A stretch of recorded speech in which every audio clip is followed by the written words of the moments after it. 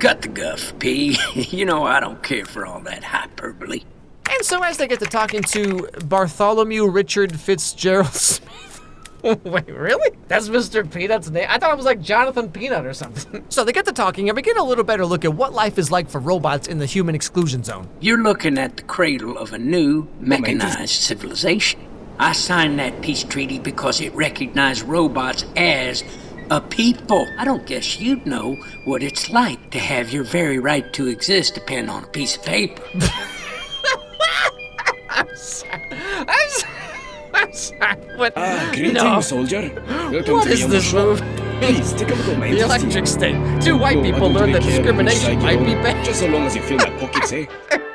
Hey, yo, what's up, squad chat? It's your boy, Timmy, age 12. I'm about to watch the deepest movie of all time. I don't guess you'd know what it's like to have your very right to exist depend on a piece of paper. Oh, it's like racism or something. Anyway, so...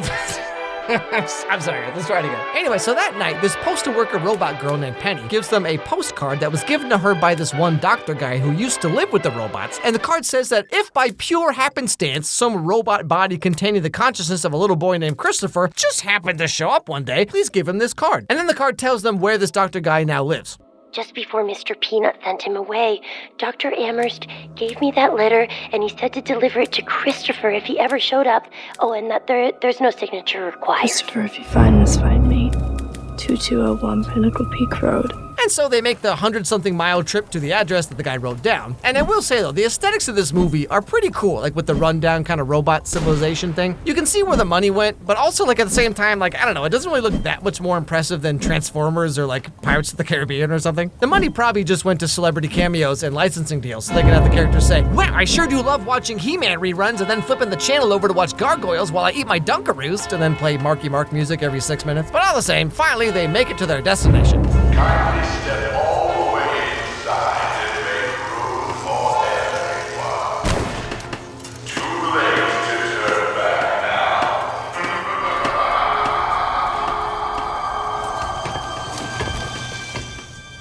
Hey, it's that one guy from those one movies. So we find out that this doctor guy was in charge of taking care of Christopher when the family had the car accident, and he told Michelle that her brother died. But actually, turns out they were keeping him barely alive in a coma so they could use his brain. We were losing the war until we found him. After your accident, a center imaging machine alerted us to Christopher. He was special, okay? He was exactly what we needed. So like, because he's a total genius or whatever, they had to use his brain to power the entire neurocaster system. But the doctor realized that Christopher was actually awake, and what they're doing to him is kind of messed up. So he put a back door into the whatever this system is, so Christopher could escape if he wanted to, which he did, and that's now why he's inside this little robot guy. And so because his mind has escaped, now the entire neurocaster system is failing because it doesn't have the computing power of this kid's magical MacGuffin brain. Congratulations, Doc. Just want us the war. You're disgusting. If we didn't do what we did, Christopher would have died in that hospital. We saved his life. That's not your choice. We would have pulled the plug. Foreshadowing! Now, long story short, it turns out the bounty hunter dude has been following them this whole time. So he shows up and calls in the soldiers from Center, which is the company that's doing all this neurocaster stuff.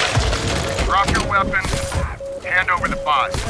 I don't really take orders anymore. Failure to comply.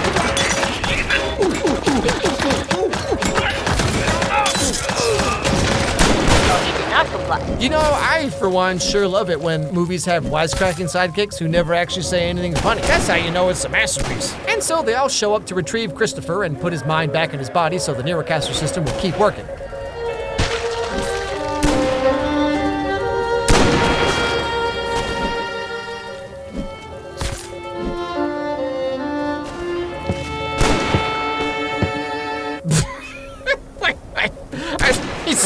He's just been like standing behind this thing for 45 minutes waiting for all this. I gotta pee so bad, but I can't give up on all my theatrics. It's not a bot. His name is Christopher Green. You had me hunt a boy. How shall I put this? Who cares? Who cares? Our world is a tire fire floating on an ocean of piss. Okay, see, now you're speaking my language. So basically, this scientist guy wants to make the world better by giving everyone the fantasy life they always wanted. Like, for example, his own mom was like a horribly mean drunk, but in his fantasy world, she's very nice and loving. And he wants to give everyone a world where no one is ever mean to them and they never have to feel any negative emotions ever again. You know, like Twitter now. And so, in the end, Michelle Keats and all the remaining robots team up to break out of the exclusion zone and head all the way up to Seattle to fight against Center and Ethan Skate and save Christopher. Because, as we learned a little bit before this, if he is fully removed from the system, then all of Center's technology will fail. And while they're doing all this, they also get a little help from a certain someone. You can't beat them. No reason not to try. Skate's on level 4.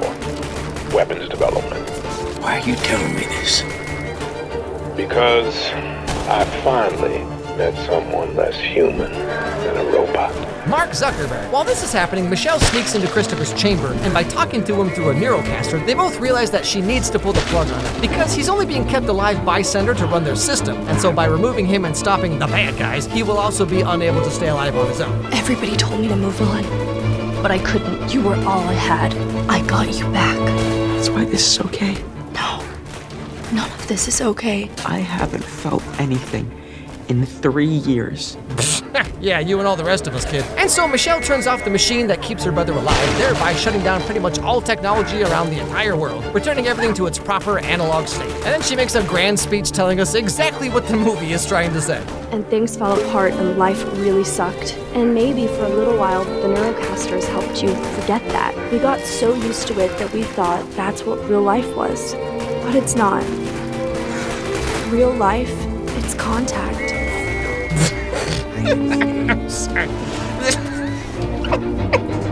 So the entire movie is literally just like, hey guys, what if we went outside and touched some grass? And that's literally the entire movie. Some guy's watching this and just like slowly puts his phone down. Not today, not anymore. Some girl behind a 7-Eleven heating up her phone in a spoon. She's like, what have I become? It's time to stop.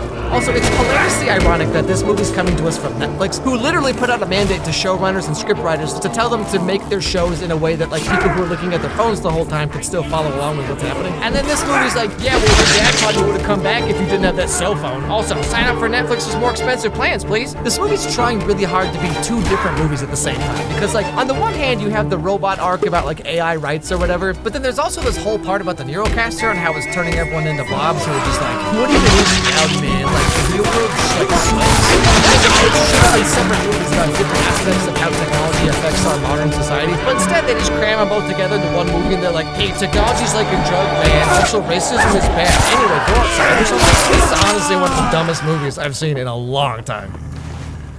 Hey everybody, thanks for watching this video. If you liked it, please watch another one, because that's how the algorithm works. So click on this one that's being recommended to you right now, right here on the screen. It actually helps a lot if you do that, because like that's how YouTube knows that my videos are worth caring about. Anyway, hope I made your day a little bit better, and I'll see you all next time.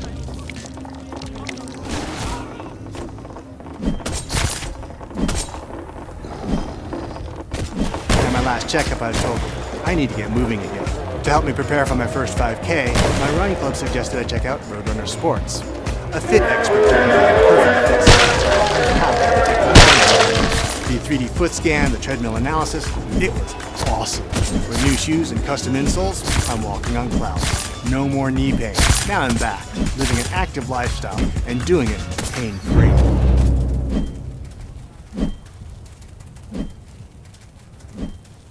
So I've been making these videos for quite a while, and one thing I've learned is that if I put off doing a video long enough, eventually there's gonna be like a 20 years too late sequel, a remake, franchise reboot anyway, so it doesn't matter. Enchanted, Hocus Pocus, Matilda, and what do you know, Spy Kids is getting a Netflix reboot later this month too, so I guess I actually have to finally close out this original Spy Kids trilogy now. So this movie came out in 2003, exactly 20 years ago, and of course this was, you know, back in the heyday of like 3D movies being a thing, because every 10 or 15 years someone thinks that this time 3D's gonna stay for sure. And trust me, this will become very obvious to you very quickly in this movie. But all the same, let's take a walk and check out Spy Kids 3: Game Over. But before that, really quick, this video is brought to you by Surfshark VPN. Surfshark VPN is an app and browser extension that lets you change your IP address to be pretty much anywhere in the world you want. Now what this means for you is it protects you from websites and other users trying to snoop on what you're doing and from where. Maybe your country has some like weird, strict content censoring laws, or you just don't want people to potentially hack your accounts. Well, Surfshark VPN can help you with all of that. But it also has a lot of very practical day-to-day uses, like allowing you to watch the Netflix libraries from almost any country. Fun fact, Slovakia has by far the highest number of movies and TV shows you can watch, with over 7,400 titles compared to 5,800 in the US. And all you gotta do is just install Surfshark VPN and tell it to put your IP address in Slovakia, and there you go. You have access to an extra 1,600 titles. Or Japan and Taiwan have the biggest anime libraries on Netflix, so using Surfshark VPN, you can have access to all of that. Or in the reverse, if you're traveling away from your country, you want to stay up to date on a certain show you're watching or whatever, you can use Surfshark VPN to put your IP address in your home country, and then wham bam bam bam, there you go. It's quick and easy to sign up and install, and only costs $2.49 per month with a 2-year subscription. And so it barely costs you anything, really, and gives you access to all of this. And get this, you can use a single subscription on an unlimited number of devices. So let's say you and 4 other family members, y'all want to pitch in on one subscription. That means you get all of this for 50 cents a month. So click my link down below and use the promo code MYERS. You're gonna get 3 months for free. So click my link and sign up today. Okay, back to the show. I was here because I'd gotten a call for my regular fee. $4.99. I'm an ex-secret agent. My name is Junie Cortez. Yeah, I just wanted to give a quick shout out here to Junie and his coat that's like 8 sizes too big. So once again, we're reunited with Junie Cortez, who's left the OSS and is now going solo, solving intense riddles like why is no one at the water park in the middle of the winter? I know why the water from your park is missing. Pray tell. It's winter. They shut down the park during the winter. Who's they? The people who really own this park. Or saving cats from trees, or trying to figure out where all the special effects budget for these movies goes, because I mean, what are these movies just like Robert Rodriguez's way of laundering money or something? Because like, something is not, I mean...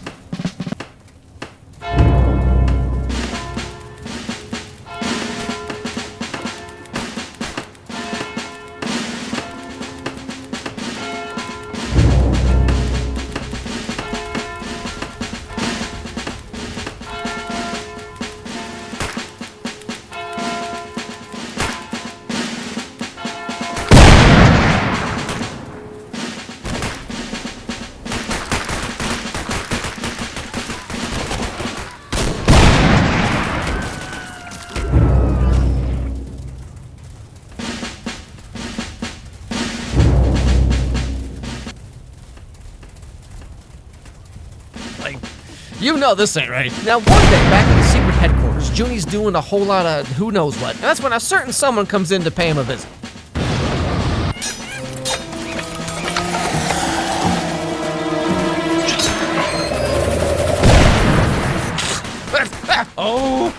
Oh, it's the hair girl again. Little baby Emily Osmond with the helicopter. Where's Mom and Dad? On an assignment. They're all on missions. Your sister too, huh? I haven't seen Carmen since Christmas last year. Don't hold on to the past, Junie. Look at me. 9 years old and nowhere to go but up. No, Gertie, trust me. No, 9 years old is the peak of your life, okay? Stay 9 as long as you can. You get free food, no rent, your shoes light up? Literally, what else could you possibly want? Nothing will be better than it is right now. The only tribe worth belonging to is the one that you're born into. Yeah, your family. It's good to take care of your family. But remember one thing. Everyone's your family. Well, that makes using Tinder very awkward. And then she flies away, but they just play the same scene in reverse. Like she flies out of the room backwards. Anyway, so right after this, George Clooney, aka the President of the United States, calls Junie to also try and get him to come back to the OSS. And the reality is, nothing you can say will make me rejoin the OSS. The fact is, there is no retirement. Once an agent, always an agent. Now it's time for you to be a big boy and reinstate. No. Your sister's missing. And so, Solid Snake has no choice but to come out of retirement for one last job, Pizza Planet.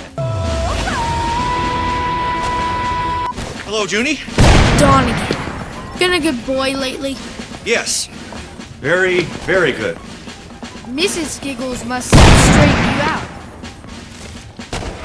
I certainly did. Wait, she's in this movie too? How did these movies get some of the biggest names in Hollywood to be here? Like, we got George Clooney, Antonio Banderas, Steve Buscemi, Selma. What kind of dirt does Mr. Rodriguez have on all these people? Anyway, so this is where the movie starts moving forward, when the OSS people tell Junie about what's really been going on the whole time he's been away. What do you know about a video game called Game Over? I know that just about every kid in the world is gonna sign on and play it. Not if we can help it. The game is a trap. Once plugged into the game, parents won't even be able to get their children's attention. You know, it's kind of interesting that, like, back in the day, adults were like, video games and the World Wide Web is gonna socially isolate our children. It's gonna rot their brains and turn them into psychopaths. And now, after like 20 years of social media, it turns out interacting with other people will rot your brain faster than literally anything. Other people have actually been the real problem this whole time. What else is new? This is different. Once you get through the game, your mind belongs to the toy maker. The inventor of the game.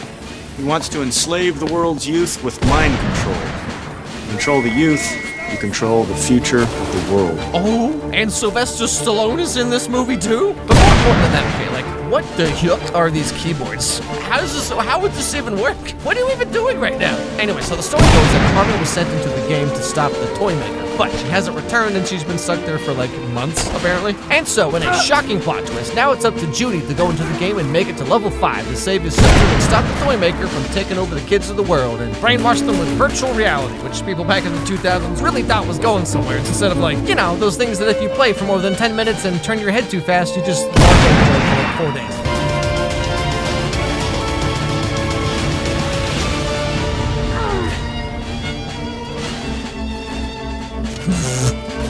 Oh, would you look at that? Oh, this movie's gonna be a classic, you guys.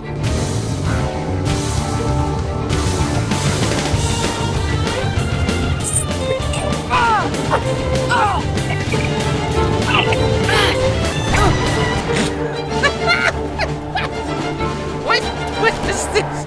What happened?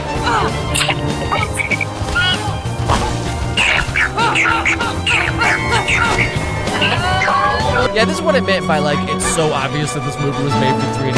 Literally every 7 seconds, this movie's like... But also, like, the CG in this movie looks worse than Jimmy Neutron from 2001. I've seen Barbie movies that look better than this, okay? This movie had a $40 million budget in 2003. That's like $60 million today. But, like, where did the money go? I'm telling you, there's some kind of, like, Scientology scam or something. Anyway, so this kid here is part of a group of 2 other kids who are, like, beta testers for the game or something like that. And so we have, like, the strong one, the smart one, and then there's the cool one. Ex-secret agent of the OSS, I need to get to level 5. This person thinks he's level 5 material. So I hear. You guys must be beta testers. One of the first allowed to roam free these coveted digital hills, my friend. How can I offer service? You know he's the cool one, okay? Because he hit puberty like 4 days ago. And also definitely has at least like 4 different puka shell necklaces. But like real talk for a second, okay? This is exactly what every Marvel and DC movie looks like to me. Oh, I am literally crying right now. They're finally gonna put the golden shower in his own movie. Literal dream come true right now. And then it's just this for 2 hours. Anyway, so with the help of the beta guys, Junie goes from the Super Mario looking world to the moon for some reason, and now half his face is melted off from the friction. You get to bring in any one person from the outside to help you on your journey. Sir, athletic, knows karate. Intelligent, strategic, knows karate. Go back to Grandpa. Pros, superior intellect. Cons, physically disabled. Pros, superior intellect. Cons, incredibly racist.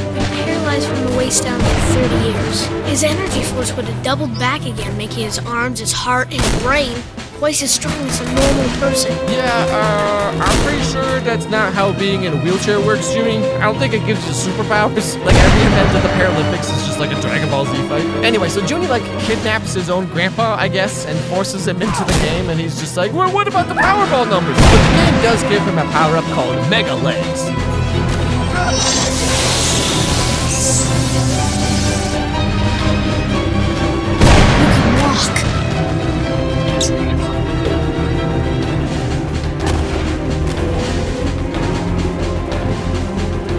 Grandpa's head is like not even remotely attached to the rest of his body. This is so horrifying. Anyway, then Grandpa gets distracted by a moon butterfly, as one does, and so Junie walks over to the other side of the moon and then has to partake in like a mech suit battle with this random girl here. And like, she hits his mech and he loses 1 health point, and he hits hers and she loses like 4. This game does not seem remotely fair.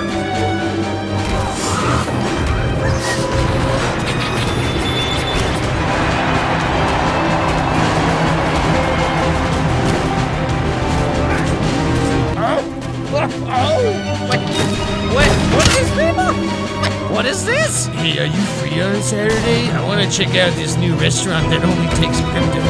I heard about it on the Joe Rogan podcast. So after Junie wins, he gets shot back into space and arrives in some like futuristic city or whatever, and then runs into those beta guys again. Wait, look at this. Hold on to your joysticks, boys. What? You're the guy. Who? The guy from the poster. That guy. Oh my goodness, Junie is video game Jesus? I knew it the whole time. Now the next level of the game is Junie having to do like a kart race against all the other kids, and they go through the city and wait, hold on, wait. Is the Mario movie literally just a beat-for-beat copy of Spy Kids 3? Junie has to save his sibling, goes into a magical alternate world from like a video game. First it's a grassy hill area, and then there's a one-on-one cage fight, and then kart race. Are you actually serious right now? The Mario movie just straight up copied Spy Kids 3? What? While this is all happening, we also cut to the toy maker, who's a pre-roided up, pre-HGH Sylvester Stallone. It's weird to see him looking like a normal human, you know? But also we see that the toy maker is actually just some like weird dude who talks to his ego, super ego, and id the whole time. And just a quick shout out here to the second worst bald cap I've ever seen in my life. The first one is the one at the end of the first Spy Kids movie, which is literally not even attached to her head at all. And then we get this one, which is not even close to the same color as his face. What happened here? Anyway, so we find out that this guy is actually kind of like trying to help Junie, but also not, and we're not really sure what exactly he's doing or why. He just like fills time. The boy warrior, very, very good. But he's got to keep going. We run the risk of discouraging him if the next levels are too challenging. But only by seeking challenges can we hope to find the best in ourselves. So back to Junie and friends. Turns out the girl from the mech fight followed them afterwards, and her name is Demetra, which turns out is actually an old Latin word that means incredibly greasy hair. Now Junie finds a health pack and gives it to her instead of using it on himself because no, I don't really care has which side you're on, just so long as you fill my pockets. Got extra life, Demetra. Congratulations.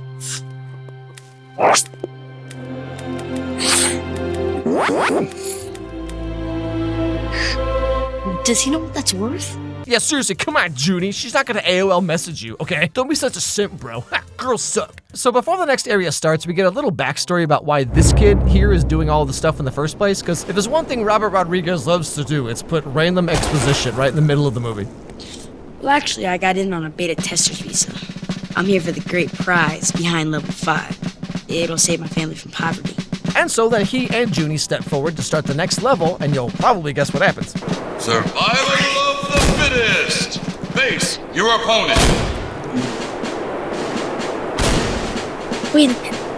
I'm not fighting Arnold. Oh my goodness, and we just learned that this kid's entire family's lives are dependent on him winning the game? Wow, I can't believe we just learned all this like 4 seconds ago. And then we get, like, the greatest fight scene of all time. where it is so wonderfully obvious that these two have probably never been in the same room even once in this movie. I mean, this is the most amazing choreography I've ever seen in any movie, okay? Spy Kids 3, 10 out of 10. Literally, what the f— Now, it looks like Junie's about to lose, but then Demetra swaps places with him and just loses in one hit. Demetra, no! Fight!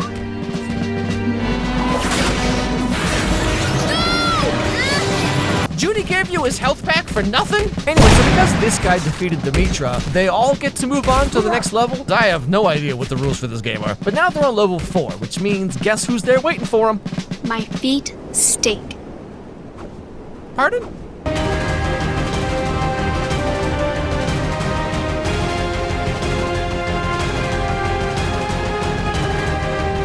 Why does Carmen get the most dramatic entrance of all time? Like, she's just standing there. Calm down, movie. So they make their way through the level and talk about what's been going on since they last saw each other so many moons ago.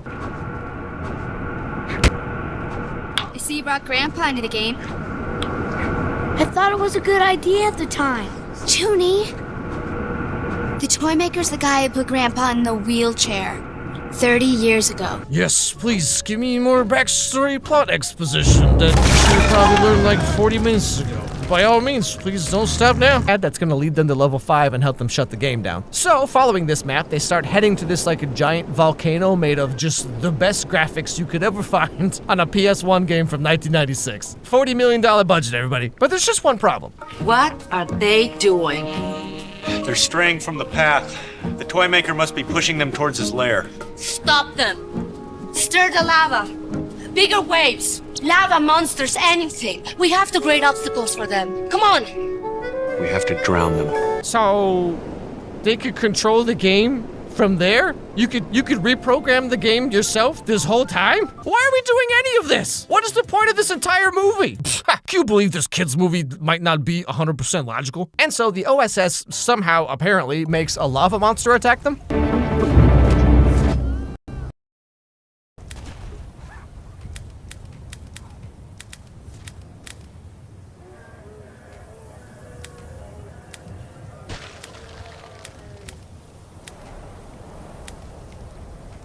Ah, greetings, soldier.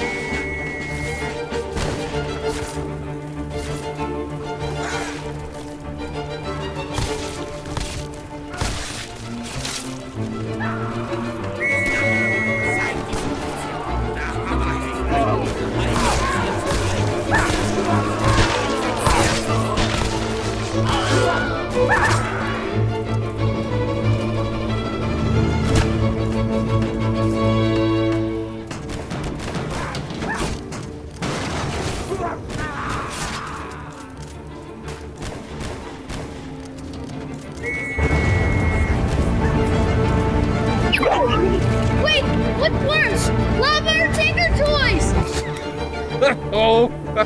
Oh my goodness. This is the most believable running I've ever seen in my life. This movie looks worse than like 1960s Adam West Batman. Come on, who are you trying to fool here? So they end up drowning in the lava, except it's not lava, it's actually just orange water, apparently, because of course it is. And they find a secret way into level 5, the final level of the game. I'm the guy. Stop saying you're the guy. We all know that you're not the guy. He's not the guy. And you are?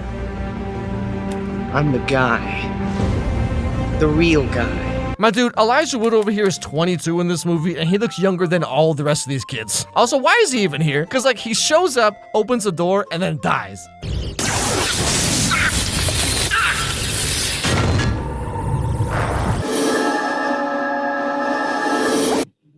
Oops.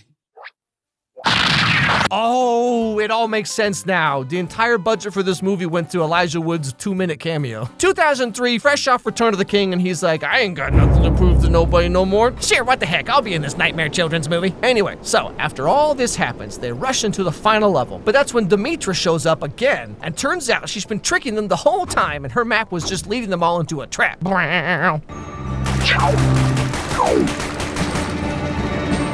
She's the reason this level's unwinnable. She's the deceiver. Why? Sorry, Junie. And so then the toy maker shows up and unleashes a bunch of like monkey robots or whatever the heck these are supposed to be, and Grandpa jumps in to save the day at the last second.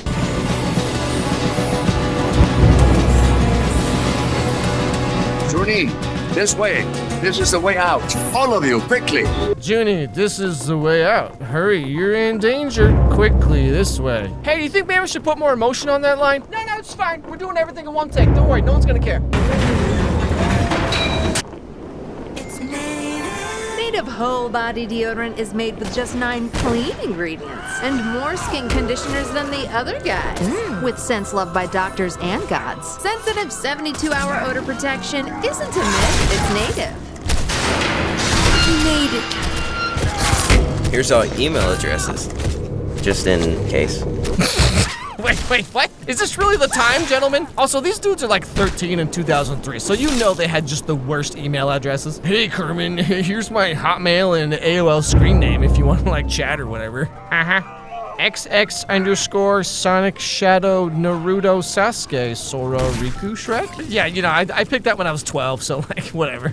So like 4 months ago? But all the same, they all managed to make it out of the game, and Grandpa pushes the switch to turn the game off, which is in the ambush trap room, because obviously that makes total sense, and the day is saved. A message from the president.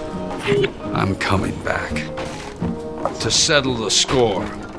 For imprisoning me. For using me. All I wanted to do was right the wrongs. I love George Clooney trying to talk like Sylvester Stallone. Where else would you ever get to see that? Anyway, so somehow, for some reason, which is pretty much how you can explain everything in this movie, the video game world and the real world get mixed together. But they can only see the giant robots by wearing 3D glasses, just like me in the theater. Wow! And they have to call in all the reinforcements for one giant final battle. Mr. Cortez, your children called. Some sort of emergency?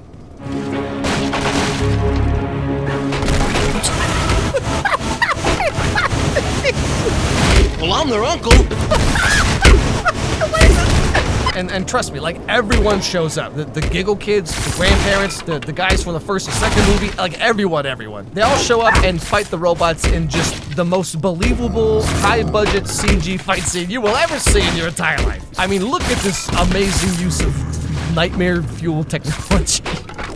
I don't think there's a single part of this movie that's not green screen. Like, they couldn't even just film on an actual street. And then it's time for the Stallonatron 5000. I'm ready. Must be done.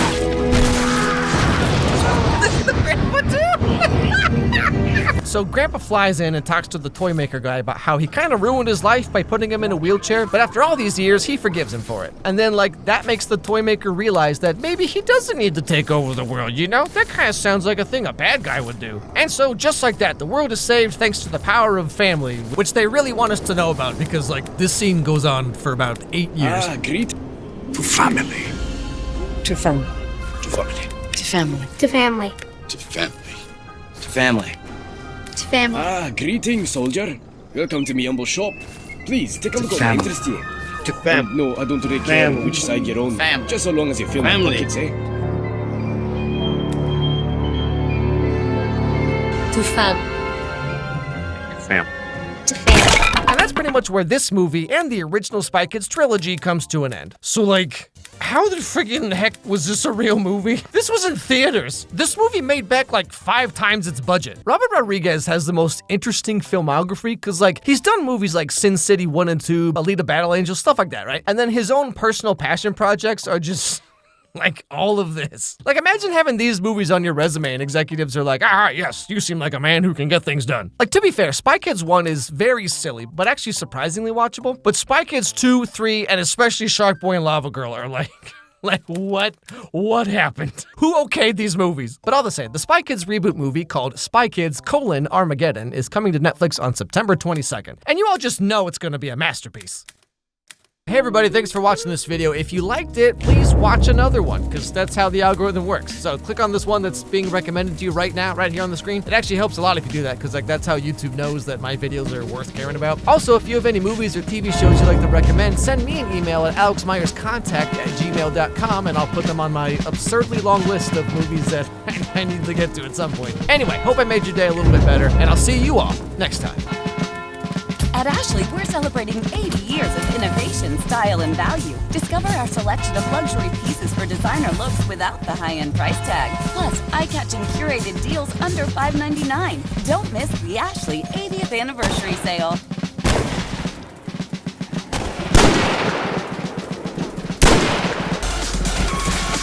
This is the new CPK.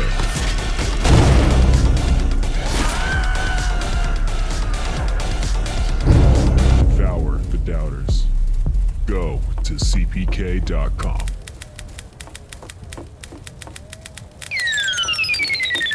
Well, looks like it's time once again for another exciting episode of Allegedly grown watching a kid's show. You know, Spy Kids is one of those franchises that is just so utterly baffling. Like, how do these movies even exist? I mean, the first one I get, you know, it's very silly, but perfectly watchable. I mean, it's fine. But then all of the other ones is just, like, I mean, Robert Rodriguez has the longest Hollywood leash of all time. There's some executive somewhere who's just saying yes to anything this guy wants to do. Case in point, Spy Kids 4, all the time in the world. The movie came out in 2011, which is 8 years after Spy Kids 3. You know, we talk a lot about sequels and remakes nowadays, but this franchise has been rebooted twice now, if you include the most recent attempt at making the most bizarre kids movie. Now, I've made videos about every Spy Kids movie except this one, so at this point I'm completely numb to anything you can throw at me, Mr. Rodriguez. Do your work, I'm ready for you. But before that, really quick, this video is brought to you by Honkai Star Rail. Honkai Star Rail 2.0 is out, everybody. The game's bigger and better than ever. Did you know that it won Best Mobile Game at the TGA's, Best Game on Google Play, and Best Game on the iOS App Store in 2023? And like I said, it's even better now. 2.0 comes with a whole new area, Penacony.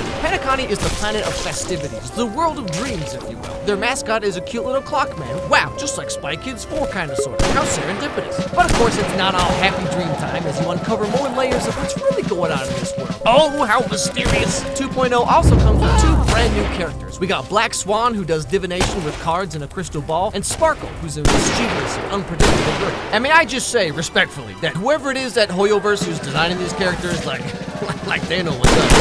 And you know, I thought these games were just gonna kind of be like every other gacha type game, but I'll tell you right now, these Hoyoverse games are so much more than you'd expect. Like, I've always heard people say that Honkai Star Rail is really good for a mobile game, but like, real talk, I think it's just a really good turn-based RPG in general, you know? Like, the production value, the entertainment value you get from this is way more than pretty much anything else out there. So, check out Honkai Star Rail 2.0 today. Dive into Penacony and discover all of its secrets. Click my link down below and use the code, get ready for this, 6B976STURF to download and start playing Honkai Star Rail for free. Also, don't forget to use the redemption code so you get a bunch of cool rewards and stuff also for free. No better time to start playing than right now. Okay, back to the show. So the movie starts out with one of our main characters, Marissa, played by Jessica Alba, of all people.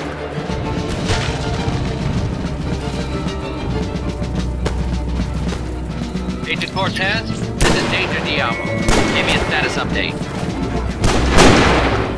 Visual ID has been made. I'm sure I've asked this before, but how do these movies always get the biggest names in Hollywood to be in? What kind of dirt do you have on these people? Anyway, so she's currently in the middle of chasing down the super evil villain man. Subject known as TikTok. And his superpower is convincing suburban moms that you can cure COVID by putting onions in your socks. TikTok has the stolen OSS mini disc and is on the move. Sorry I can't hang around. I'm coming with a 13. On-site arrival in 4 minutes. You don't have 4 minutes? Hey, wow, 4 minutes is a perfectly respectable amount of time for things and stuff. So she chases him down and beats up his henchmen, and turns out she's actually been doing this the whole time while being preggo. Congratulations!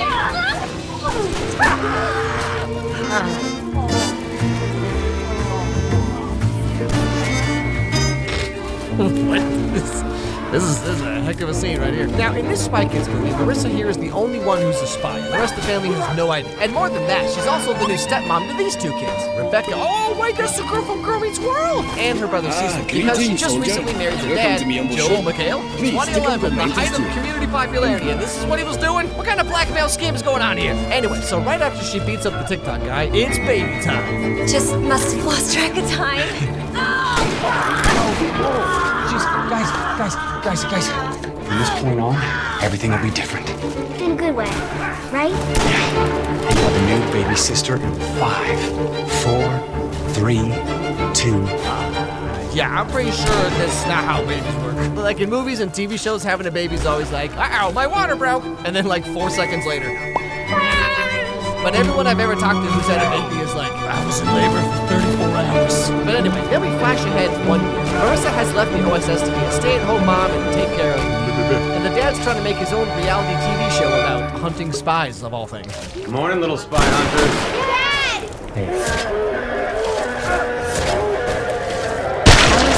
Certified sustainable, so you can feel good about what's on your plate. Our top fan favorites are char grilled salmon, roasted barramundi seafood. So back when I was a kid, I was a pretty big fan of Spy Kids. Probably because I was the same age as the kids from the movie, you know, so I watched it and I was like, that could be me one day. I talked about all this back in my Spy Kids 1 video, so check that one out if you haven't seen it yet. But for whatever reason, I just completely missed Spy Kids 2 and 3, which I still would have been the target age for, but like I guess at the time I was just too busy trying to understand literally anything going on in Kingdom Hearts. And so I figured why not keep going with the series that completely destroyed all of our brains when we were kids, and check out Spy Kids 2, The Island of Lost Dreams. But before that, really quick, this video is brought to you by Star Trek Fleet Command. Strange New Worlds is arriving in Star Trek Fleet Command. It's available for free on iOS and Android. Download now using my link down below. So Star Trek Fleet Command is a story-driven Star Trek open-world mobile game that lets you interact with famous characters from the Next Generation, original series, J.J. Abrams movies, Discovery, and more. I mean, you got Kirk, Spock, Michael Burnham, Data, Geordi, even Quark. You can choose your own faction and explore the entire Star Trek universe. The newest update adds Strange New Worlds content to the game to coincide with the new Paramount Plus show, also called Strange New Worlds, oddly enough. New missions are added every week so you can play alongside the show, with some missions serving as follow-ups or prequels to certain episodes and even some Star Trek movies. 10 core missions, 5 side missions, 20 weekly missions, and 5 holodeck side missions. Now, the holodeck is the new building that lets players unlock the entire Star Trek Fleet Command universe, so new players can play through all the old missions and story arcs that they may have missed along the way. And like I said, the game is free on iOS and Android, so if this sounds interesting to you, download the game using my link down below and explore the entire Star Trek universe today. Okay, back to the show. So the movie starts off in the world's greatest amusement park, where the president's daughter happens to be visiting. Hello, everyone. We want to welcome a very special guest to our park today, the president's daughter. Hello, Alexandra. Where's your father? He'll be here. I'll make sure of it. Well, I don't know about you, Al, but I'm starting to think she might be up to something. It's like, I remember back in kids' movies when kids would say something and then cross their fingers behind their back, you know? And then 8-year-old me was like, oh! So is that the little baby version of Dan's sister from Gossip Girl? Why is she so small? Anyway, so the park owner guy shows her around, and they end up with the coolest, newest ride in the park, the jump ride. My latest and greatest. I humbly honor. Juggler.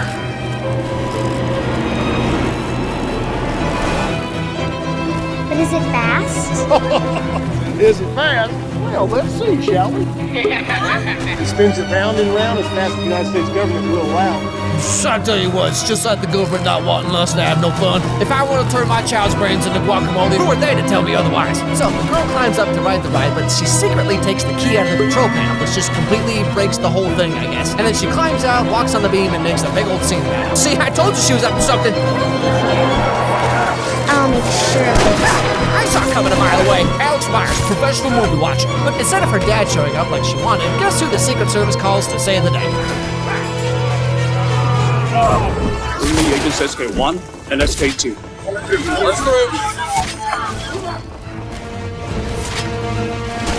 Hey, I know them! So the Spy Kids effortlessly glide up the side of this giant thing, just hands sliding around, not even touching anything. But while they're on their way to see the president's daughter, so she can grow up and go on a date with Will Fidel, that's when we get another surprise.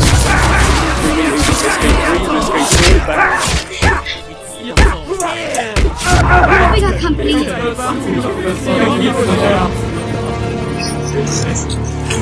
Gary and Gertie, what are they doing here? Gary and Gertie, always showing up to ruin everything with their stupid hair product. Now, right then, one of the Secret Service agents just randomly, out of nowhere, starts hitting every button on the control panel. What is happening here? Why are you even doing this? Ah, crap, the president's daughter's stuck on this dangerous ride. What do we do? I guess we'll just have to wait for our special agents to arrive. I don't know. What do you think, Johnson?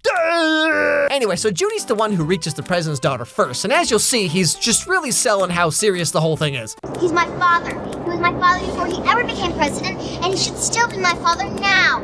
I want him up here. The point is, you and your father need to have a talk. Up here may not be the best place. Come with me and I promise you the two of you will have that talk. Judy, my man. Are you doing okay? Did this dude, like, just come back from the dentist? I'm not getting down till my dad shows up and gives me attention. You should try, it's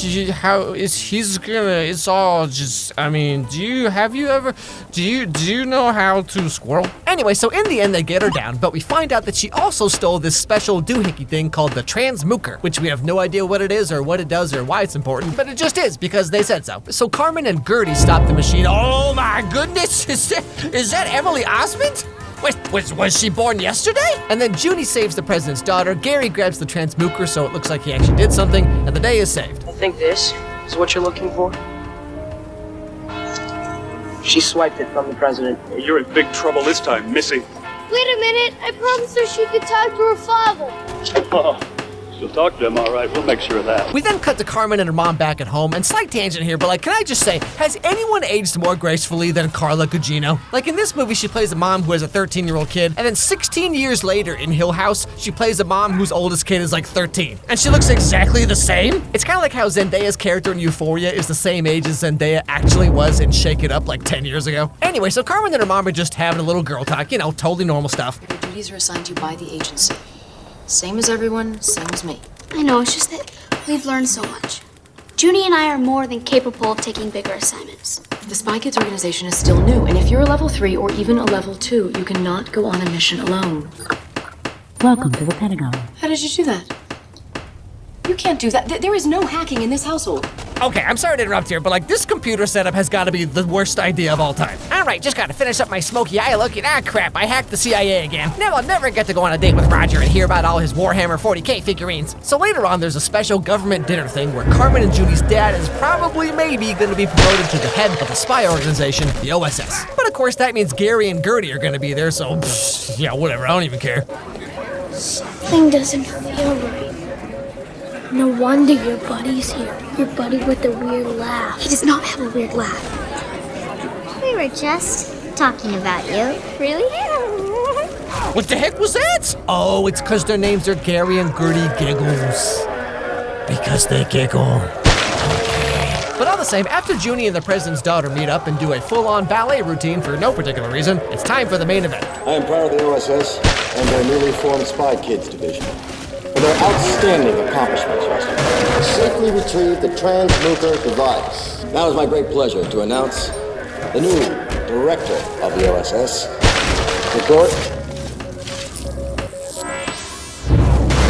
Donovan Giggles. Hey, wait a second, isn't that Gary and Gertie's dad? Now, obviously something's up here, okay? Because, like, why would you ever hire someone who named one of their kids Gertie? You know what I mean? But then all the adults drink their sparkling milk and you'll never guess what happens.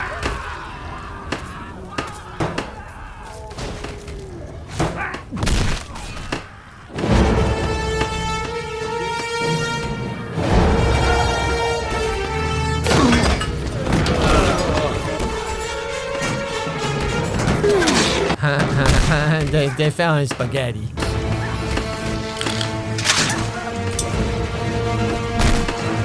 Sleepers. Excuse me? Ah, yes, this sounds like Benadryl. Now, right when this happens, all the waiters at the party who are dressed like this and have giant magnets on their heads, yeah, what did you believe? Turns out they're not normal waiters at all, but actually a group of semi-organized ne'er-do-wells trying to steal the transmuker device. But hey, leave it to our resident spy kids to save the day.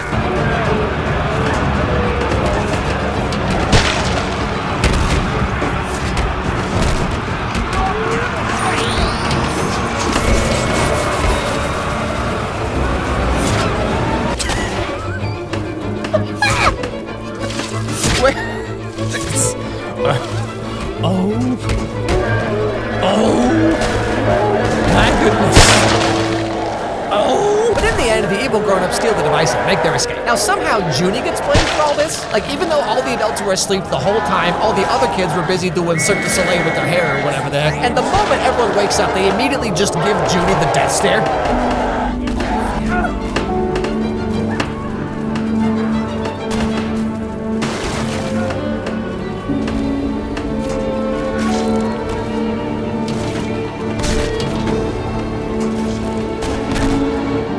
You know, as if they had no part in any of this when they showed up to this event thing, saw these dudes walk around and they were all just like, yeah, it's normal. But after everyone just decided that it was Junie's fault for everything, he gets kicked out of the OSS and now has to live the rest of his days as one of the unwashed masses.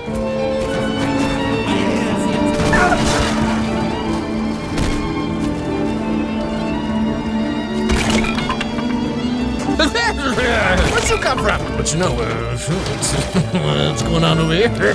Now, Carmen can't stand to see him like this, all mopey and sad and stuff, so she comes up with a plan to save the day. But first, they have to go to their super secret special treehouse.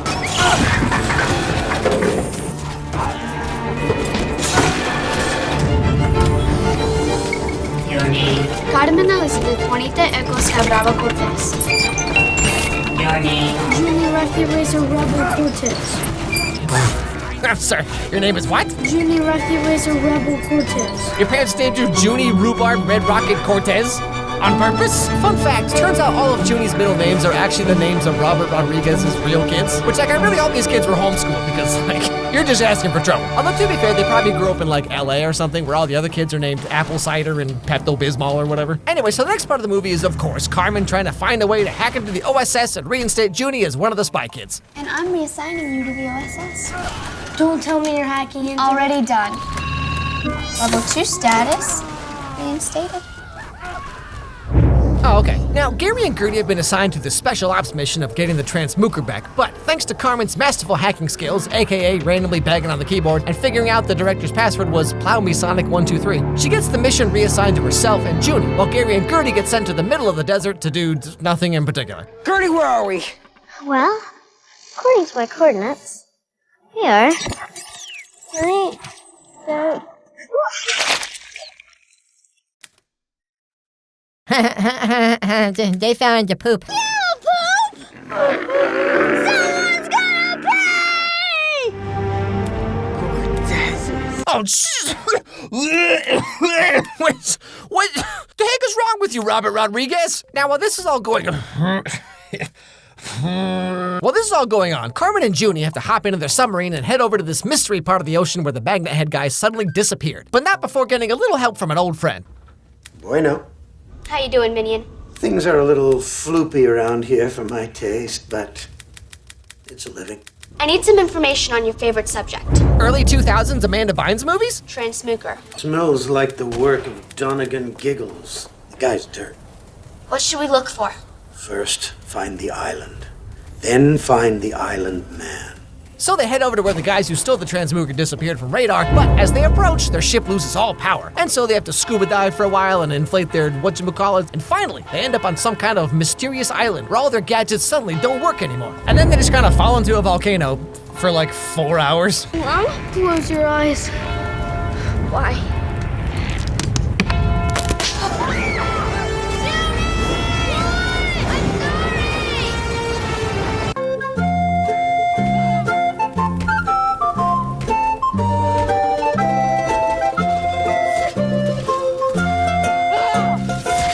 They hit the bottom, but turns out it's not actually a volcano at all, but some weird dude's secret man cave full of model trains and miniatures and at least like 4 body pillows, I assume. Who are you? You see something? Over there, hiding. What do you want? I want to get down. I'm Carmen Cortez, special agent of the OSS. I'm Romero, sole inhabitant of this island of Leaky. No. Steve Buscemi is not in this movie. No, I refuse to believe this. And you are? Tired and hungry. Nice to meet you, tired and hungry. I'm Dad. Okay, so this is Romero, a genetic specialist who's been living and working on this island and gene splicing a bunch of animals together to make all kinds of weird things, like spider plus monkey, pig plus bird, snake plus lizard, Sonic the Hedgehog plus himself. Kill me. But in unleashing these horrifying abominations into the wild, he's now stuck in his lab, unable to leave. A prisoner of his own prison, if you will. Tried to gobble me up on more than one occasion. Why do they despise me so? I created them.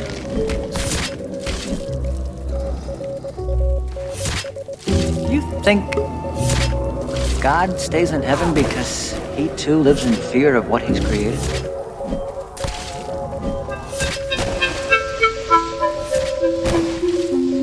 Butterfly in the sky.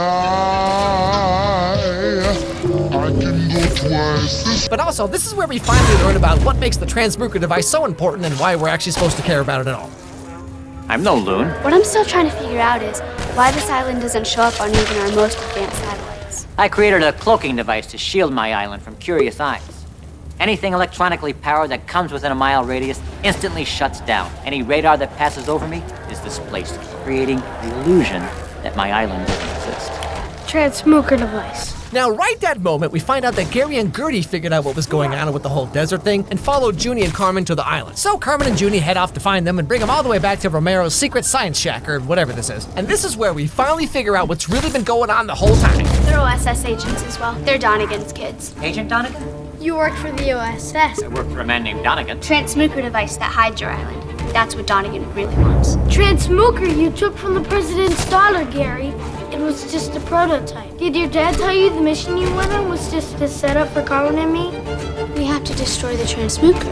How do you know any of this? When was this revealed? So just to summarize the whole movie here, Romero invented this cloaking device, and he works for Donegan. But also Donegan wants the device, and Romero has no reason not to give it to him. But Donegan secretly sent his kids to go get it anyway, but just kidding, it was all a trap for Carmen and Judy. So what was even the point of all these magnet dudes? Or like the entire first half of this movie? Did you find the source of equal or greater power? It emanates from the north side of the island. Have you located the island man? He's somewhere underground. Yeah, we'll start digging. I'm on my way. Oh yeah, by the way, the Island Man actually works for me, and I've been in contact with him this whole time. You know, probably should have mentioned that one earlier. You know, kids' movies usually don't make a whole lot of sense, all right? But like, this is just on a whole other level. Anyway, so long story short, Carmen and Junie have to traverse the dangers of the island, like a temple full of skeleton monsters, or a room where they can hear each other's thoughts for some reason. I hate you. I can hear your thoughts. What? And you can hear mine. Our mouths aren't moving, but we can hear what we're thinking. Say something. How strange. And the worst enemy of all, the most horrifying CG I've ever seen. Somehow this is even more horrifying than the fooglies from the first movie. I mean, this is the kind of thing where like you wake up at 4 a.m., you see this on the foot of your bed, and your regular sleep paralysis demons just standing there next to you like, the heck is that? But all the same, after escaping from the monsters and the Giggle Kids, Carmen and Junie make it to the top of the world's most inconspicuous ziggurat tower that no one could have ever possibly found until now. And finally, they reach the transmuker. What do we do? We must find together the 3 toggles. Give it to me. Give it. Dad.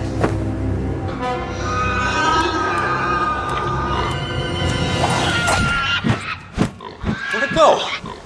Where'd it go? Did you not see the flying pig just now? I don't know.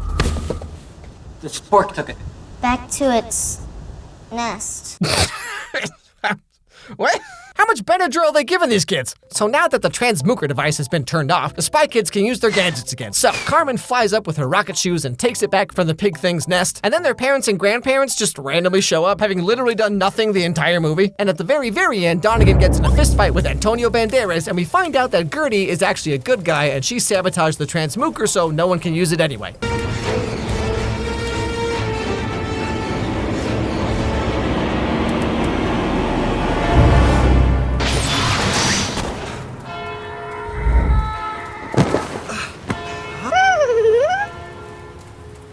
Gertie? What did you... Okay, but like, according to the movie, the transmuker can like scramble radar and stuff, so like, what did they think was gonna happen here? And then, yeah, it's pretty much how the movie ends, except for this random song and dance number that Carmen does just out of nowhere. So this movie's subtitled Island of Lost Dreams, but like, it's pretty much just a regular island. I thought it was gonna be some kind of Shark Boy Lava Girl type of thing, but it's just a normal island with weird science animals on it. I mean, the only lost dreams here is just me not being able to sleep for 4 days after watching this monstrosity. Now, obviously, with these videos, I skip through a lot of the movie, but I'll tell you, this movie actually makes less sense if you watch it all the way through. Like, what even was this? If you tried to explain this movie to anyone, you'd sound like a complete lunatic. So, in summation, kids' movies are kind of weird. You know what I'm saying? I mean, kid stuff has always been weird. Okay, let's just get that out of the way. I don't know. I'm real I'm Derek, and I'm 55 years old. And for years, I've been inactive due to knee pain. At my last checkup, I was told I need to get moving again. To help me prepare for my first 5K, my run... So just recently I did a video on Spy Kids 3, and like, I'm telling you, all these movies should give any aspiring screenwriter a huge confidence boost, okay? I mean, this dude made movies that look like this and literally make no sense, and he's had an incredibly lucrative career. So follow your dreams, kids. Now on that note, just recently Netflix released the newest entry in the Spy Kids franchise, Spy Kids: Armageddon. Now, as someone whose job it is to make fun of kids movies, I mean, you know I was right there front and center, okay? I've seen almost every Spy Kids movie, almost every Wimpy Kid movie, every episode of Riverdale. Come on, I'm invincible at this point. But I'll tell you right now, trust me, y'all are not ready for this movie. So what do you say we take a walk and check out the new Netflix Spy Kids reboot? But before that, really quick, this video is brought to you by Scentbird. If you ever find yourself suddenly learning that your parents have been the international super spies behind your back the whole time, then you might as well smell them while you do it, you know what I mean? Well, Scentbird can help you with that. Scentbird is a service that's reimagining everything about how people discover, shop for, buy, and experience fragrances. For about $17 a month, you get to try new luxury brand fragrances of your choosing, from Tom Ford to Gucci, and they even have more niche brands like Heretic and Skylar, and tons more than I could ever list here. All you gotta do is sign up using my code, Myers, and you're gonna get 55% off your first month, so that means it's only like $7. And then you get to pick which luxury fragrance you want, or answer some questions and discover new brands of fragrances you might have never found otherwise. Scentbird sent me 3 different fragrances in these cool bottles they have that actually have quite a lot in them, okay? The tubes they send you have about 30 days worth of uses, so you really get to try out the scents and see like how you actually feel about them. So these 3 are the ones they sent me, and all of them are pretty much exactly the kinds of scents I personally would actually wear. Golden Gardenia I think would be great for when you go to like a fancy dinner, you know, somewhere like Applebee's. Dirty Peach just smells great. I mean, I might put this on just to play through some Baldur's Gate 3. And Lime Sands, I think, is perfect for like a first or second date, you know, like when your date's crossing the street, but they don't see the car coming, so you pull them close and save their life, and then they're all like, oh my goodness, you smell like limes. So if you want to start getting into fragrances, or you just want to try out some new luxury scents to add to your collection, click my link down below and use the code Myers, and you're gonna get 55% off your first month. Now, this is only available in the US and Canada right now, but still, if you're interested, check it out. Okay, back to the show. Red thick skull, don't let me down. You know, back in my day, a card up the sleeve was called cheating. Morning, Dad. I'm just learning a new magic trick. There's I never cheat. I use creative sportsmanship. So this is one of our main characters, Tony, who's all about being slick and getting into stuff and breaking rules. And we also have his sister, Patty, who's like the total opposite. Don't you like your overnight outs? Blame your dad. Excuse me, what's going on here? Computers, games, devices are only allowed between 4 and 6 p.m. We know this. Oh, okay, you're one of those like anti-fun parents. All right, cool, got it. All right, kids, time for your daily allotted, non-bankable 2 hours of happiness. Boop. I need your permission to download it. I'm very impressed with how honest you are, sweetheart. Yep. I always want to be super honest. Just like you. Yeah, you know, it's one of those like important coming-of-age moments in every kid's life when you realize that your parents had an entire life before you, you know, and now they're desperately pretending like none of that ever happened. Hey, Mom, what was college like? You know, just in my dorm room a lot. Studying. Oh, yeah, sure, totally. Now, you might be shocked to hear this, okay, but these two here are actually secret spies who do cool secret spy stuff. And they've been hiding this the whole time from their kids, who thankfully have never bothered to ask how these two can afford a house that looks like the place where that dude from 365 Days lived. Happy anniversary. Operation Fireball. How could I possibly forget our greatest mission yet? We also promised that it was this anniversary we were finally gonna tell our kids that we're spies. Ah, yes, the classic tell your 9-year-old kid that you're a secret spy clause. Right, the most trustworthy age when they will definitely not tell their entire class immediately. But before they can do that, they get called into work, and it seems that someone has infiltrated the secret OSS server room. And instead of just handling this themselves, they call in these two, who have to drive like 45 minutes to get there. Video games are never a real challenge. Wait, what's this? Defeat the Heck Knight to gain access. Armageddon really does break into anything. I wonder if this information might be important later. But turns out this Heck Knight is real, and he's right there in the server room, just doing whatever he does.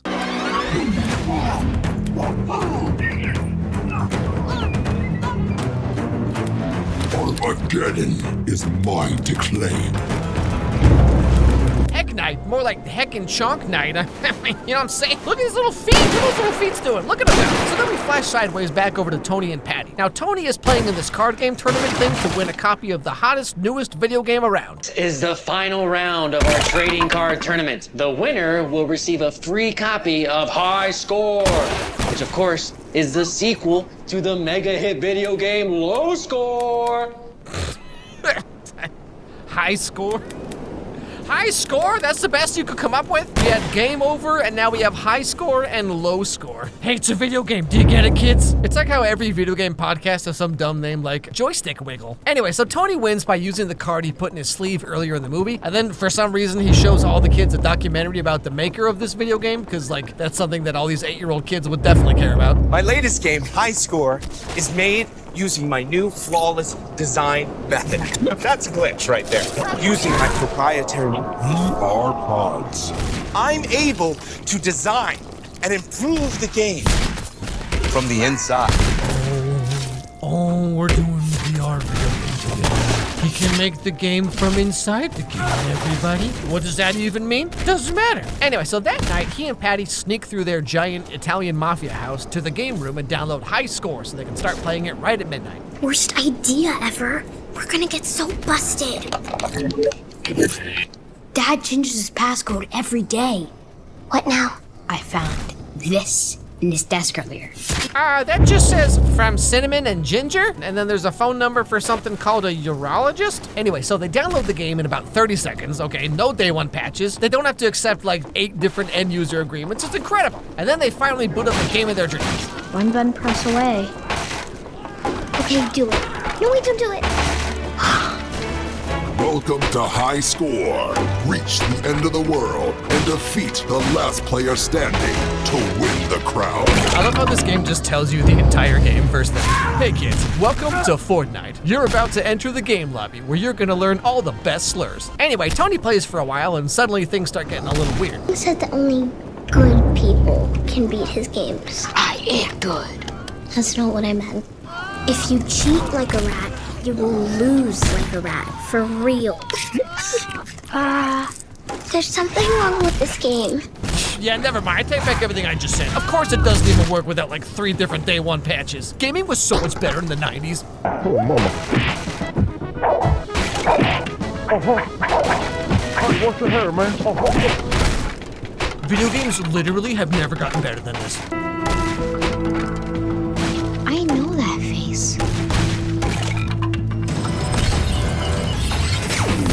Yeah, so turns out the maker of the game made this game so that he could use it to break into Tony's parents' house server thing through their PS5 and steal the magic code that can break into anything, as we were very explicitly told earlier. Why is their secret spy server on the same Wi-Fi as the PS5? Who knows, you know? But one thing's for sure is that no matter how ubiquitous video games get, no one in Hollywood will ever actually play one, apparently. It's like 2000s Disney Channel logic where computers and the World Wide Web can just do like literally anything you want it to. 2023, we're still doing this. Anyway, so the very next morning, our main characters come to learn that the entire world has been taken over by this high-score video game. Early this morning, large populations of the world are suddenly being forced to play games in order to gain access to their daily life. Reports show people are being locked in or out of their smart cars, smart homes, and they have to complete fantasy game tasks to unlock even the simplest device. Oh, do you get it, everybody? It's about how our lives are controlled by technology. Do you get it? They can't do anything on their own because of technology. I think Robert Rodriguez watched like 1.5 episodes of Black Mirror and then just had like the biggest epiphany. Guys, you'll never guess what I just thought of. What if there was technology, but like, it turns evil? Whoa! And then right after this, suddenly, just out of nowhere, the house gets attacked by, let's see here, magic Aztec zombie monsters. Someone else is in control. Go to the corner.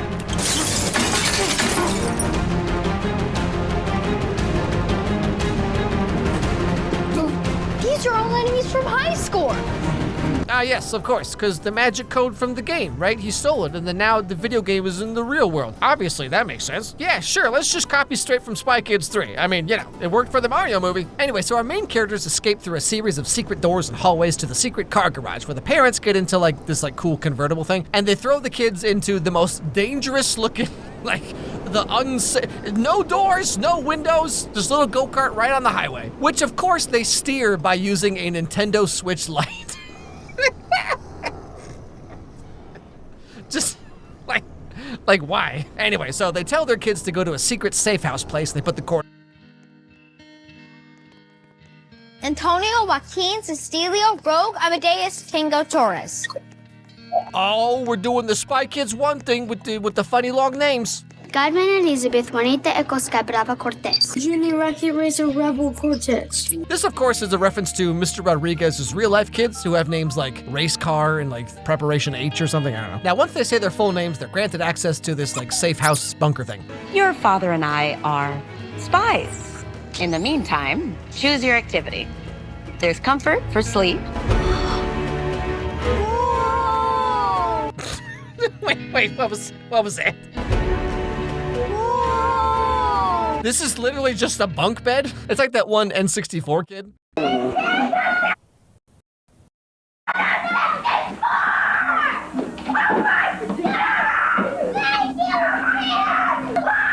But like it's just these totally normal bunk beds. So just like with the first Spy Kids movie, this safe house contains a bunch of cool spy stuff like laser beam training and robot hands. And of course we have the super secret How to Be a Spy handbook. How to Be a Spy. Author unknown. A good spy is a master of deception? It just proves that telling the truth only gets you in trouble. That's crazy. A good spy never tells the truth. I love how like weirdly specific this handbook is. Spies never tell the truth. A real spy never puts the toilet seat down. Real spies know that only the first 3 seasons of Parks and Rec are worth watching and the rest is kind of garbage butt. Be sure to drink your Ovaltine? What? Anyway, so eventually the 2 kids get picked up by the OSS and taken to like the main headquarters thing to be briefed about what's really been going on with their parents and the whole world in general. Oh, look. In case anyone ever wonders where all the spies are. Okay, that one got me. That's kind of funny. Our entire system's been locked up for the past 12 hours. Can't access anything at all. We think you two have what it takes to help. Do you want us to be real spies? Don't get carried away, kid. I just want you to beat this video game so we can access our systems. Oh, we're doing the adults don't understand video games routine. Even though gaming's been around for like decades and literally like 90% of all gaming podcasts are run by dudes in their 40s. You're telling me that one person in this room can do this? Not even her? Come on, you know this dude's on her like 4th playthrough of Baldur's Gate 3 right now. But no, obviously the entire spy agency is thrust into chaos until these 2 6-year-olds show up and do a wall jump. Anyway, while this is all going on, we come to find out that the parents have been kidnapped by the bad guys, just like in the first movie. Wow, what a coincidence! Let's find a way out. Oh, did they hurt you, my love? Then let's break out of here.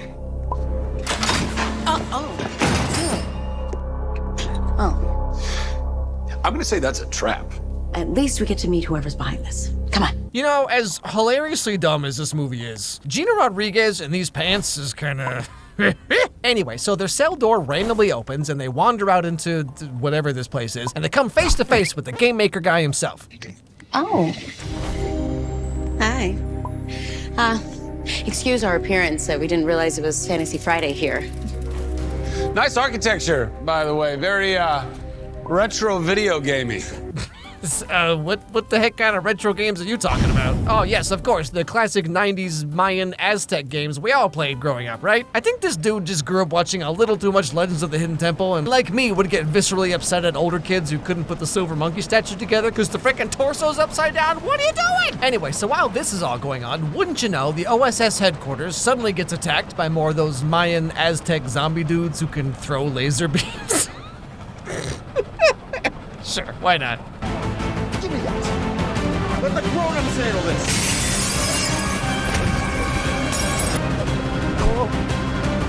Give me the code. Oh yeah, right, sorry. By the way, Patty had a necklace that had half of the Armageddon code on it, because at the last second the mom like split the code in half, whatever that means. Yeah, Armageddon was supposed to allow High Score to break into every device on the planet. So why has it stopped halfway? We're this tracker. Your kids have the missing piece, don't they? Yeah, I'm pretty sure that's not at all how programming code works. I mean, never mind splitting it in half, but like, if you just put like one bracket in the wrong spot, the whole thing doesn't even work, and then you just kind of sit there wondering if maybe you've wasted the last 10 years of your life. Anyway, so the OSS agent guy just heroically, triumphantly hands the code over, no questions asked, and Tony and Patty escape in this cool boat plane thing that just so happens to be the only thing in the whole city that's not under the game's control. Wow, isn't that something? So they track their parents' location and fly right into the secret headquarters of the game maker guy, aka this giant Mayan temple just sitting here. Hey, do you think maybe that the supervillain might be in here, guys? Mayhaps? That wall isn't really there. Ugh, polygon-based architecture. What the heck does that even mean? So, as they sneak through the secret layer, they come upon some very important information about these skeleton monster dudes. Armageddon. It's close to being combined. The king is already combining the code. We have to find Mom and Dad now. Those high score characters are just AR overlays too. They're actually robots. I feel like maybe that's not what AR is. Okay, like, I think you mean holograms? It's not augmented reality if you can see it with your own eyes. That's just reality, bro. Can you believe this kid's movie doesn't totally make sense? But like, real talk, I love how in the Spy Kids movies, like, the explanation makes less sense than the actual mystery itself. Anyway, so long story short, Tony and Patty find their parents and break them out, and then they make their way to the secret main computer room, which is surrounded by lava, because of course it is. And they try to delete the Armageddon code, but actually they combine the code, and now Mr. Game Maker Guy can control the entire world, but of course, only from within the video game, obviously, duh. But we can't stop the king anymore. Well, not physically, obviously, but we can stop him virtually, can't we? The king is using this VR pod to control Armageddon. But if we use these VR pods, then we can beat him the same way you beat high score. And so, what do you know? They all take about 8 steps, and golly gee, there's 4 VR chairs right there in the middle of this room for no particular reason. So, the end of the movie is them going into the VR world of the video game. They fight a bunch of random dudes, and then the final level of the game itself is they have to do like a one-on-one fight against the Game Maker Guy. If you lower my health to 0, you win. But if I lower yours, game over. That's right, the climax of the movie is a grown adult man doing hand-to-hand combat against a 5-year-old kid. Oh, what is this movie? How is this real? Now, Tony ends up winning because he gets this like secret bonus attack thing, and we learn that this guy's dad was actually a supervillain many, many years ago whose plans were foiled by Tony and Patty's mom and dad. He was a genius that used this technology to make our home country a better place. Sure, his head wasn't always in the right spot, but someone could have helped guide him. And also, the Armageddon code was originally his, and so the Game Maker Guy wanted to steal the code back from the parents to avenge his father by taking over the world to make people be good? The only way to make this world better is by force. And this is something that Patty over here has been talking about the whole movie, okay? Like, she learns that her parents are spies, and they've been beating up bad guys and blowing up bombs and stuff, and turns out she is not a fan of all these shenanigans. You could have found a better way. How? You could have asked nicely to see Mr. Vargos. Where is this going? You could have intervened in his plan with a softer touch, so that maybe instead of Operation Fireball, it could be Operation Peace and Harmony.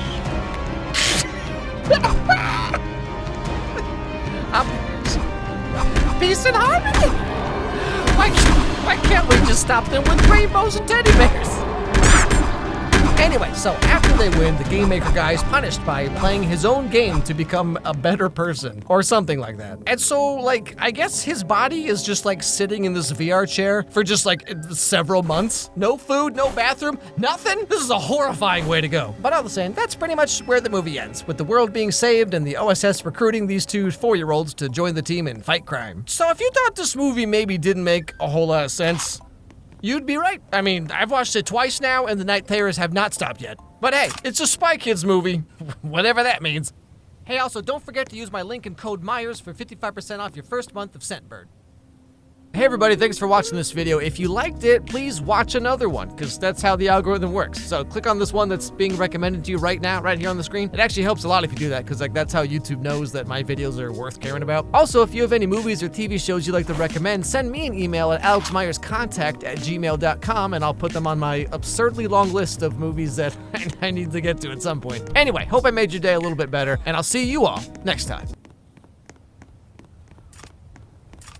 Well, here we are with the third and final whatevering of Pinocchio ever, I hope. Can you imagine if next year we just get like 7 more of these? Now, this is probably the one that I was most interested in because, like, I mean, I pretty much knew what to expect with the Disney live action remake. You know, it was like 80% CG. But I mean, come on, a Guillermo del Toro reimagining of the Pinocchio book? Like, okay, I'm on board. So now that it's finally out, I thought I'd take a look at the new Netflix / Guillermo del Toro Pinocchio reimagining called Pinocchio. But before that, really quick, this video is sponsored by Audible. If you don't know what Audible is by now, Audible is an online service that lets you download audiobooks, audio newspapers, and just like all kinds of spoken word entertainment. If you sign up now, you can start listening with a free 30-day Audible trial, which gets you 1 free audiobook that you can use for any title in their premium selection and keep forever. Audible is the home of storytelling with thousands and thousands of premium audiobooks, podcasts, the exclusive new Words Plus music series, Audible originals, whatever story you're in the mood for, you can find it, and things you never even knew you wanted on Audible. So let Audible help you discover new ways to laugh, be inspired, or be entertained. If you're looking for a place to start, I recommend you check out Where the Crawdads Sing. It's about how there's these like rumors of this like feral child girl who lives in the marsh, and they find her, but turns out she's totally different than they thought she would be. And so it's kind of like a coming of age story mixed with like a murder mystery, and like there's a lot there. So if it sounds interesting to you, check it out. New members can try it free for 30 days. You visit audible.com/Alex Myers or text Alex Myers to 500-500. That's audible.com/Alex Myers or text Alex Myers to 500-500.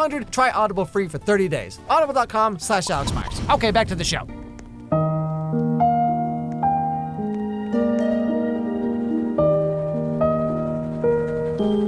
By the time Master Geppetto made Pinocchio, he had already lost a son. Oh, wait, okay. So we're just gonna come out and say it this time, huh? The Disney movie kind of like danced around this a little bit with Tom Hanks mumble singing about how like he makes clocks because he wishes he could turn back time or whatever. But like, no sir, no subtext this time around. Geppetto lost Carlo during the Great War. They'd been together only 10 years. What is it you're making this time, Papa? Guess. A soldier? A magician? A witch? All good things require patience. They wanted for nothing. Okay, I'm sorry to interrupt here, but like, why is this dude like 107 and as a 10-year-old kid? Like, I have so many questions here. But anyway, so we get a bunch of scenes about how much he loves his son and how he's the most important thing in the world to him, and whatever makes his son happy makes him happy. I mean, his dad doesn't even care that he doesn't like sports and would rather be watching Sailor Moon and Cardcappers on Toonami after school, unlike someone I know. The perfect pine cone. It still has all its scales. I thought I could plant it myself and watch the tree grow. And then carve toys for myself. I think that's as good an idea as any boy ever had, Carlo. Well, okay, the bar's pretty low on that one, Geppetto. I mean, most boys' ideas are like, let's see how many warhead candies I can fit in my mouth before my tongue falls out. But then, right as they're about to leave this church for the day, you'll never guess what happens.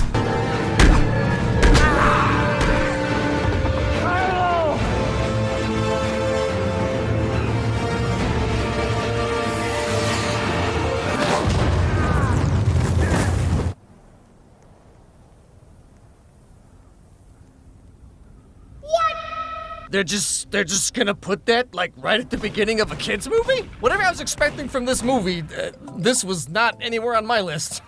Like, okay. The world moved on. But Geppetto did not. So, like, Geppetto's been mourning the loss of his son for, like, 25 years now, right? Given how tall the tree is. And also, we've gone from World War I to World War II. So this dude's, like, 135 at this point, kept alive by pure depression, hatred, and spite. Wow, celebrities really are just like me. So this is about when we get to meet Sebastian J. Cricket, this old fella, who decides to hole up in the pine tree that Geppetto planted, like, 45 years ago or whatever. But one night, in a literal drunken rage, Geppetto vows to bring his son back and cuts down the pine tree, using it to build, like, a little wooden boy because he can't live another day without his son, and the Ouija board isn't really working anyway. So what's a guy to do? So after building this puppet, Geppetto wishes his son would come back to life somehow and then passes out after falling down the stairs. Hips of steel, this man, I tell you what. And in the middle of the night, as the story always goes, the blue fairy shows up to grant his wish. Yes, that's right.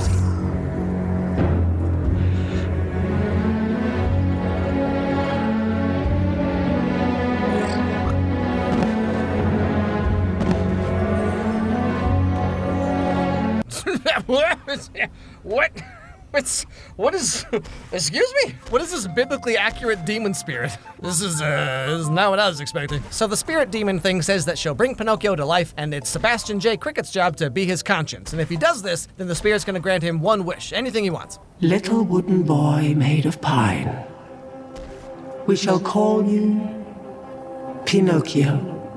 may you rise with the sun and wander the earth. And so Geppetto wakes up from his drunken stupor, not at all hungover because the rage fuels him. And he hears some strange noises coming from somewhere in his house. So he goes to investigate, and then this happens.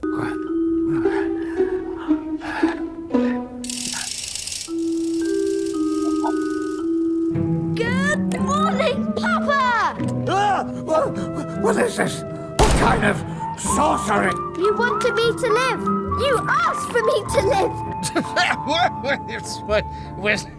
What is this? You wanted me to live. You asked for me to live. My name is Pinocchio. I'm your son. Oh my God. Like, imagine seeing this first thing in the morning. This has got to be like every girl's worst nightmare when you meet some guy on Bumble or whatever, and then you're like, golly gee, I hope he's at least semi-normal. And then he shows up at the restaurant like, guess how much crypto I have. Anyway, so then Pinocchio sings a song about how everything is so new and fascinating while he just like destroys Geppetto's entire workshop. That was so much fun, Papa. You're not! What happens in the Disney movies where like this 1,000-yard stare uncanny valley puppet comes to life in Geppetto and like everyone in the entire town, they're all just like, huh, isn't that something? Just stay here. Don't come out. No, he told you to stay. No. Please, stop. You must obey your papa. Obey? Do as you're told. But I don't want to obey. Yeah, you and me both, kid. I remember growing up and every adult around me was always like, you gotta stop making fun of everything and drawing all these stupid pictures all the time. One of these days you're gonna learn to respect authority and get a real job. Oh yeah? Well, who's laughing now, Mr. Matheson? So once the town gets to meet Pinocchio at church, they all freak out because he is terrifying. And later that night, the priest guy and the podesta go to visit Geppetto and make sure this Pinocchio kid isn't gonna upset the morality of the town, as wooden puppets are known to do. The community was startled by your creation. As Podesta, I must ensure that this puppet of yours poses no threat to our community.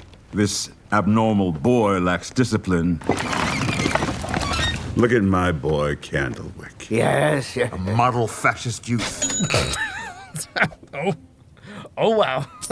Like, what does that even mean? Is this kid on 4chan or something? Anyway, so Geppetto decides to send Pinocchio to school so he can learn some discipline and valuable life lessons like we all did back in school, you know? Like how to do a kickflip with a fingerboard or what a blue waffle is. Are you ready for school? Then I have something I'd like to give you. Ta-da! What is it? A very special school book. One which belonged to a very special boy. And that boy's name? Albert Einstein. And so Pinocchio goes off to school by himself. Okay, like I talked about this before, but like if you have a wooden puppet that is actually the earthly avatar for an ancient eldritch demon spirit, you gotta at least walk him to school on the first day, all right? I've been saying this for years, no one ever listens. But like once Pinocchio actually gets to school, he just completely changes his mind. What do you learn in school, Mr. Cricket? You'll learn reading and writing. You learn the multiplication tables. What's the multiplication tables? Well, say you have 4 carts, each with 27 apples. 4 plus 7. I don't think I like school anymore, Sebastian. So like Pinocchio learns that math exists and then he's like, nope, I ain't doing this. Let's try show business. And then of course he gets sweet talked by this guy who has heard about this living puppet doll thing, and wouldn't you know he also happens to have a traveling puppet show? What are the odds of that? So up to now it's been pretty much the same as the Disney version, but here it starts to really differ a lot. So Geppetto goes to the carnival puppet show thing and takes Pinocchio back immediately, which is already very different than the Disney version where like Pinocchio's gone for the entire movie and Geppetto just kind of like half-heartedly looks for him like, maybe he's in the toaster? But anyway, Geppetto, Pinocchio, and the carnival guy get into a huge fight and Pinocchio gets thrown into the street and this happens. That was so much fun, Papa!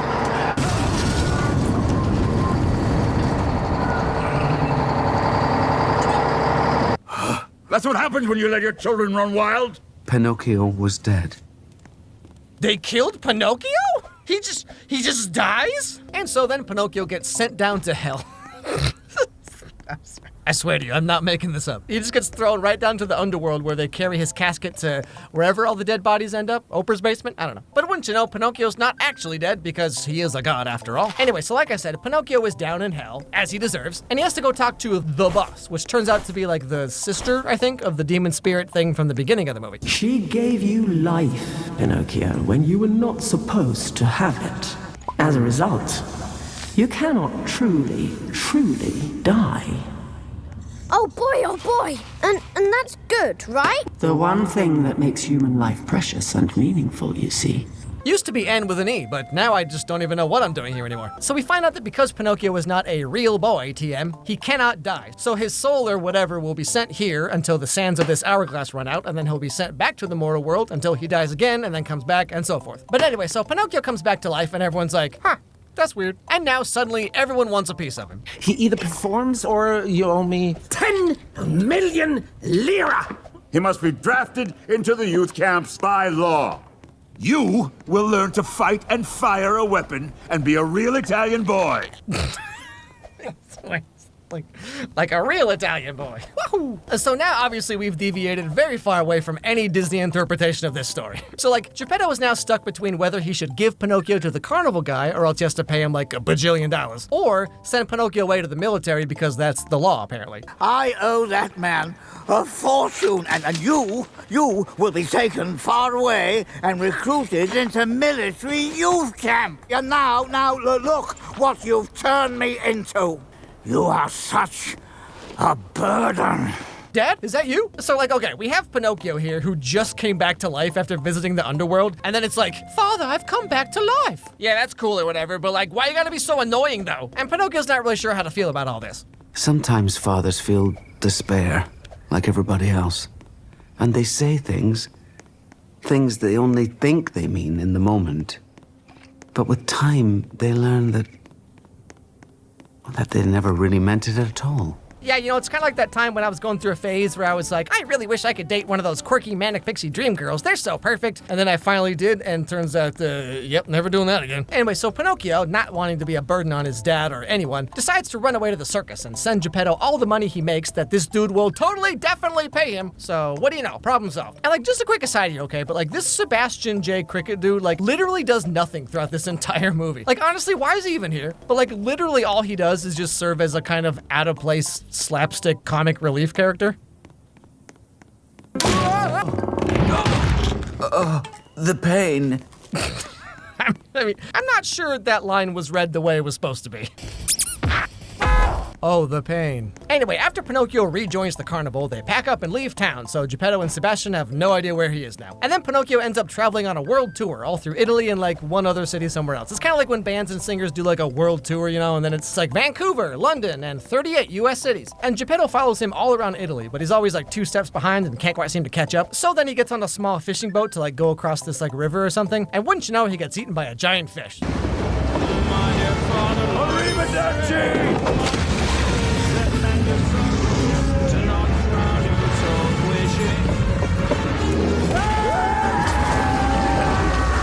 So, whoops. Now, the big finale for Pinocchio and the carnival part is that this puppet troupe's gonna be putting on a show for Mussolini, but that's when Pinocchio finds out in a shocking plot twist that this dude has been keeping all the money for himself. What? You don't say. And what is this I hear about my papa not getting any money? I think you misunderstand our relationship. I am the puppeteer.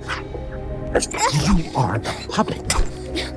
I am the master. Okay, but like, we all just learned that Pinocchio can never die and will live until the end of time, right? It's like, why is he even scared of this guy? He should just be like, yeah, okay, dude, nice sword. Do whatever you want. I'll see you in 5 minutes. Anyway, so finally it's time to perform for Mussolini. Now, to get back at the carnival guy, Pinocchio and this like monkey stagehand dude, they sing a song about how Mussolini likes to poop and fart a lot. No joke here. That's actually what happened. And so then Mussolini shoots Pinocchio and burns down the entire circus.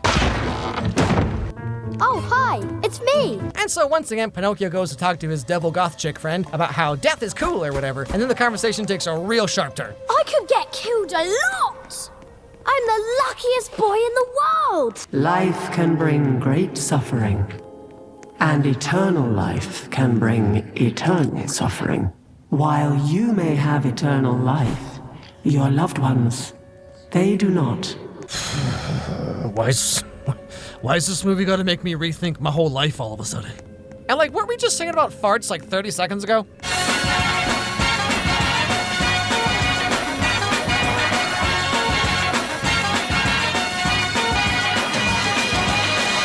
Well, looks like you dropped a big one. Chipotle and Taco Bell in the same day. Oh, I can't believe. Have you ever thought about how finite your time in this world is and how one day will be the last day you ever see your loved ones ever again? It's like that time when I finally decided to check out BoJack Horseman, and I was like, all right, let's give this funny horseman cartoon show a watch. Why did I do this to myself? Anyway, so Pinocchio comes back to life and realizes he's been drafted into the Italian youth army, where everyone's like 10 years old. Nothing weird about that. You know, now that I think about it, this is kind of more messed up than the Pleasure Island part of the Disney movies. I mean, like, that part is completely insane, okay? Don't get me wrong. But, like, in this movie, Pinocchio gets drafted into a child army to fight in the war because he's basically a 10-year-old kid who can't die. I don't know, man. There's just a whole lot going on here. So one day, they're doing some kind of, like, King of the Hill training exercise thing, and both Pinocchio and Candlewick, this kid here, they win the competition at the same time. So they decide that they're both winners.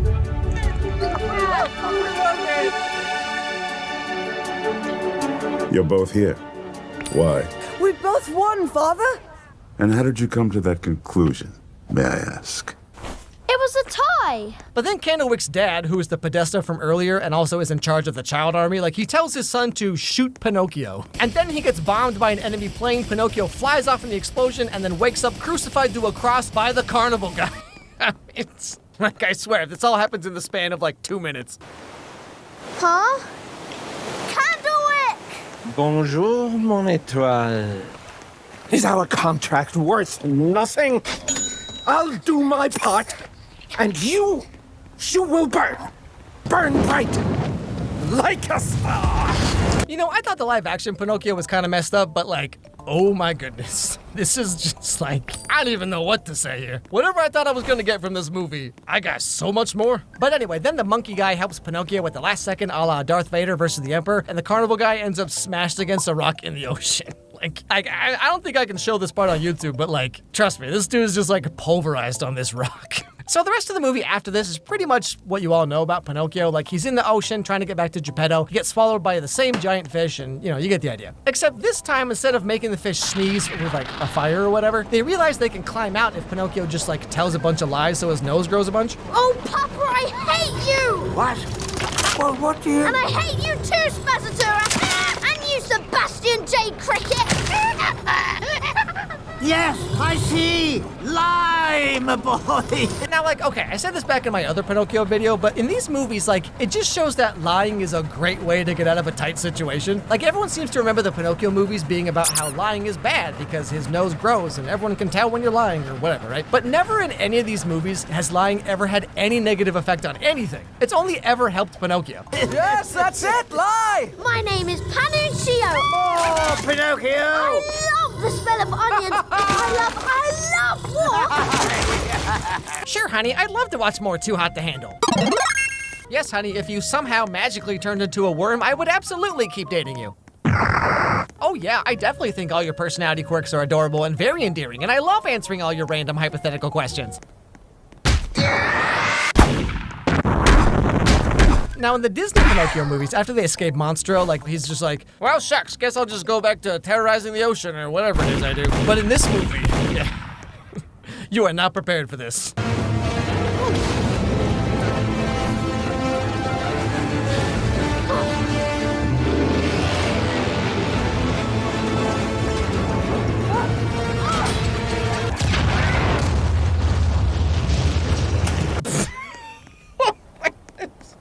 What? They just like blow the whole thing up? What? So this sends Pinocchio back to hell once again. He has to wait until the hourglass runs out, you know, as usual. But Geppetto is currently drowning in the ocean, so if Pinocchio doesn't go back right this second, all this was for nothing. If you were to go back now, you would become mortal. You will die, Pinocchio. And it will be your last life. I don't care! Send me back! And so Pinocchio comes back to life just in time to save Geppetto, but in so doing, he sacrifices his final life, which the blue demon fairy thing shows up again to remind us all about. To save you, he became a real boy. And real boys don't come back. Okay. What? This movie, man, I tell you what. But now remember back how Sebastian was given that wish if he helps Pinocchio out or whatever back at the beginning of the movie, right? So he remembers that he still gets that wish, even though he did nothing the entire movie, but sure, okay, dude, whatever you say. And so he uses that wish to bring Pinocchio back to life. And like, you know that Sebastian here is never gonna let Pinocchio or Geppetto ever forget about this. Good morning, everybody. What would you like for breakfast? Well, I would like to have a big old pile of money, but whoops, guess I blew that chance bringing you back, didn't I? You know, Pinocchio, I've always thought you were kind of cute. Oh yeah, you know who else is cute? Gadget from Rescue Rangers. Could have made her real, but no, I had to spend it all to bring back this weird little guy. But anyway, so then Pinocchio comes back to life, not as a real boy, he's still like a puppet, and they all just live happily ever after, except then we see how Pinocchio is just watching everyone around him die until there's no one left. Geppetto aged, Pinocchio didn't. And in time, Geppetto left. One winter morning, Pinocchio found me by the window. I wasn't moving anymore.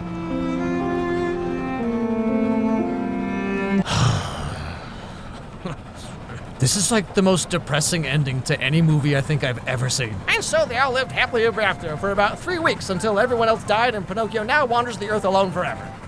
Thanks for watching, kids. I will say though, okay, let's be honest here. I actually do like this movie quite a bit. I mean, I love stop motion animation. I said this back in my Coraline video, but like, I think it's totally its own art form that we really don't get nearly enough anymore. And after only seeing like Disney versions of Pinocchio, I thought this version was a rather fresh take on the idea, strange as it was. It does kind of remind me a little bit of like The Little Prince, just in how like on the surface it seems very kiddie, you know, lots of wackadoo characters. They're singing songs about like farts or whatever. But then you actually watch it and it turns out it's really about loss and grief and the beauty of life and the meaning of death, and it's like a lot more dark and deep than you would ever expect. But like, I don't know, this being a Guillermo del Toro movie, I guess I thought it would be like even more bizarre and unsettling, and like it definitely is very weird sometimes, but like, I don't know, it almost kind of plays it too safe, I think. Like they really could have just made this like so off the wall, like nightmare-inducing stuff, like what you see in Corpse Bride or Coraline or something like that, right? But like, it's actually played rather straight for the most part. But anyway, all in all, I actually like this movie quite a bit, so I do recommend you check it out, but that's just me. Hey, so before I go, I just want to ask a little favor here, okay? A little bit ago, I made a video about the Nickelodeon show Ned's Declassified, and for whatever reason, the algorithm just took like a big old dump on it, so if you have 13 minutes to spare, I'd really appreciate it if you could give it a watch, okay? I'll link it here and also down in the description. I think it's one of my best videos, but YouTube is just not playing ball here, so if you would, please, check it out. But all the same, thanks for watching, and I'll see you all next time. 2022 has been a heck of a year for a lot of reasons, but the biggest plot twist of the year that not even the writers saw coming is just the absurd, just like out of nowhere obsession with Pinocchio. I mean, 3 Pinocchio movies in 1 year. Who asked for this? Earlier this year, we got that Russian one with Pauly Shore as Pinocchio, and it was just everything you expected it to be. And then just like a little bit ago, there was a trailer for like a Dark Souls Pinocchio game called Lies of P, which is honestly just the greatest name of anything ever. At the end of this year, we're getting a Guillermo del Toro stop-motion Pinocchio movie, and just like a few days ago, Disney themselves remade their own Pinocchio movie from 1940. What is happening? But for Disney, at least, you know, like, of course this is nothing new. Like, they've been remaking their old cartoon movies for years now. We got Mulan, Aladdin, Beauty and the Beast, Pete's Dragon, Lion King, Dumbo. Like, they're just really hard up for new ideas over there, I guess. Now, the common thread between most of these remakes is they're really unnecessary and kind of dumb. But that's with any remake like this, especially for one of the most like famous and beloved Disney animated classics ever. But the main question on everyone's mind, I assume, is how does it compare to the original? Well, the story of Pinocchio, or the Disney version at least, is broken up into 4 main parts. So let's take a look at the first part of the story. But before that, really quick, this video is sponsored by Audible. If you don't know what Audible is by now, Audible is an online service that lets you download audiobooks, audio newspapers, and just like all kinds of spoken word entertainment. If you sign up now, you can start listening with a free 30-day Audible trial, which gets you 1 free audiobook that you can use for any title in their premium selection and keep forever. Now, on top of the premium selection, Audible also has thousands and thousands of all-you-can-listen audiobooks, original entertainment, and podcasts included in the Audible Plus catalog. Audible Plus is their new service that lets you download and stream as much as you want from thousands of titles, including all Audible original content. Now, Audible originals are exactly what they sound like. Audiobooks are some kind of like audio entertainment thing that you can't find anywhere else, or exclusive versions of books like The Adventures of Tom Sawyer read by Nick Offerman, for example. If you're looking for something to spend your free audiobook credit on, I would recommend the new Janet McCurdy book, I'm Glad My Mom Died. I mean, it is a messed up roller coaster of a story, but if you're at all interested in what it's like being a child star, or the show iCarly, or just like behind the scenes of what a tween teen show is like, this is a heck of a listen, I'll tell you that. Sign up with my link, audible.com/Alex Myers, or text my name, Alex Myers, to 500-500, start your Audible Plus membership, and start streaming thousands of audiobooks today. Okay, back to the show.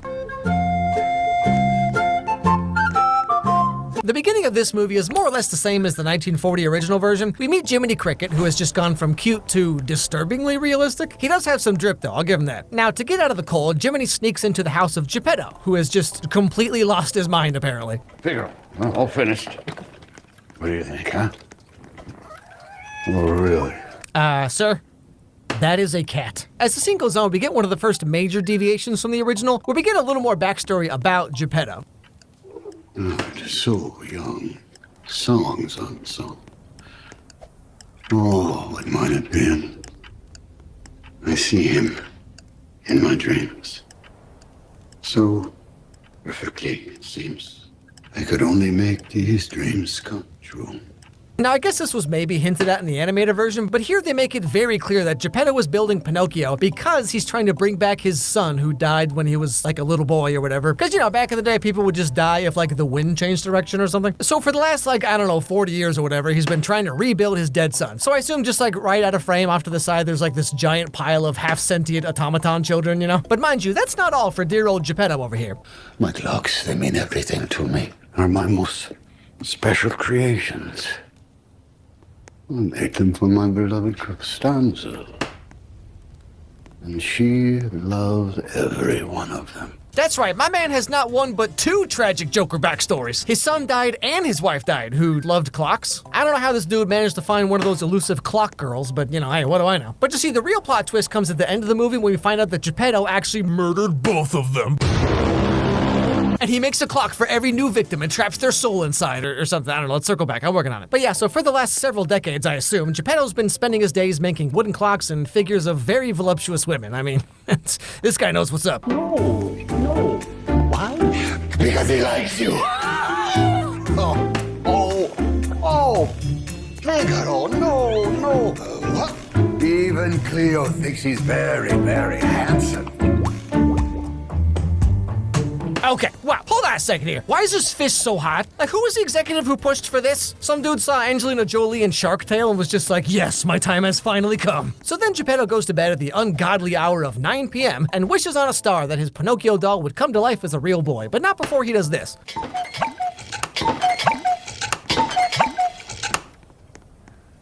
The problem with that one clock, it talks too much. Get it? It talks too much. Tick-tock. The clock tick-tocks too much. This man is telling dad jokes to his cat. I don't know if it's just like the mercury in the wood finish, or maybe he's just got life figured out. I mean, come on. Spending all day making clocks and talking to my cat does not sound half bad now that I think about it. But the rest of this part of the movie is mostly the same as you all know, like the blue fairy shows up and gives Pinocchio the gift of consciousness. If Geppetto wanted a real boy, why would he carve a puppet? Well, sure, there are other ways to make a boy, but I don't think Geppetto gets out much. Miss Blue Fairy, am I real? Whoa, dude. Are any of us? So then the fairy tells Pinocchio that to become a real boy, he has to be brave, selfless, truthful, and follow his conscience. Arise, Sir Jiminy Cricket. Pinocchio, when a boy is brave, truthful, and unselfish. He still gets ignored on Tinder because he's not at least 6 feet tall, am I right, guys? Subscribe to my podcast. No, but like real talk, the bar for being a decent dude is literally just be Pinocchio. Uwu anime girl pose optional, but highly encouraged. Anyway, so Geppetto wakes up and sees that little Panache over here is alive and talking, and he just has a full mental breakdown.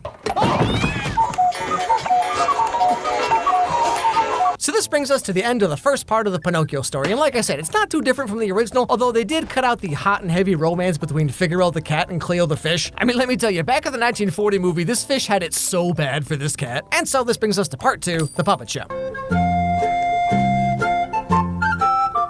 One day, Geppetto wakes up and decides it's time for Pinocchio to go off to school all by himself, for whatever reason. I mean, the kid just gained sentience like 3 days ago, and Geppetto just sends him off by himself. I feel like everything that happens to him in this movie is kind of Geppetto's fault, really. Like, couldn't you at least walk him to school on the first day? Because, like, clearly, Mr. Geppetto, you're just so busy. Geppetto's just over here sending his kid to school, like, hey, so, here's an apple in the book I found in the bathroom. The bus might show up eventually. I don't know, Price is Right's on, so good luck, kid. So Pinocchio skips off to school and, for whatever reason, just stares at this pile of horse manure for so long.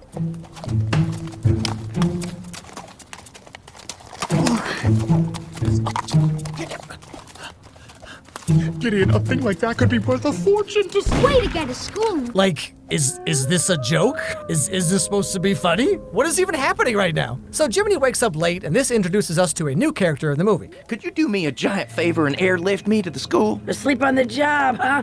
Who knew they were outsourcing conscience work? Back in my day... Sophia, I really need to get to him. This little puppet is running around loose on the streets without a conscience. Well, I wouldn't want that on my conscience. You know, I've always said movies need more sassy seagulls, okay? Very underrepresented demographic. And so because Jiminy's not there, I guess, Pinocchio ends up running into and swindled by Honest John.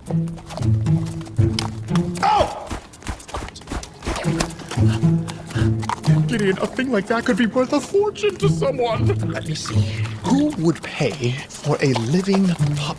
I mean, probably the same person who would pay a lot of money for a talking fox and his cottagecore chic sidekick friend or whatever this is. You know, this is also something I noticed like back when I watched the original movie, but like the lore of this world is so confusing. There are no other talking animals that I've integrated into society. So like, who are these guys? You know, it's not like Jiminy and the seagull talking in their secret alien language or whatever. Like these dudes are walking the streets dripped out to 11 right now. If this is the world they live in, like why would anyone be even remotely concerned about a talking puppet? Also, kind of like what I said with Jiminy before, like Honest John in this movie, he's just like too realistic looking. You know, like when animal characters are cartoony, it's almost more believable in a way. I mean, Disney gave us Robin Hood, Roxanne, that fox dude from Zootopia, you know, just carrying the entire furry community on their shoulders for decades. But then when you have something like this, I don't know, it's just so unnerving. It's like the Lion King remake where they removed all personality and creativity, and it was just like this like really uncanny nature documentary. And like, I totally get that the character's supposed to be like really weird and slimy and creepy, but this is terrifying in more like a Will Smith genie from Aladdin coming to feast on your children kind of way. But yeah, anyway.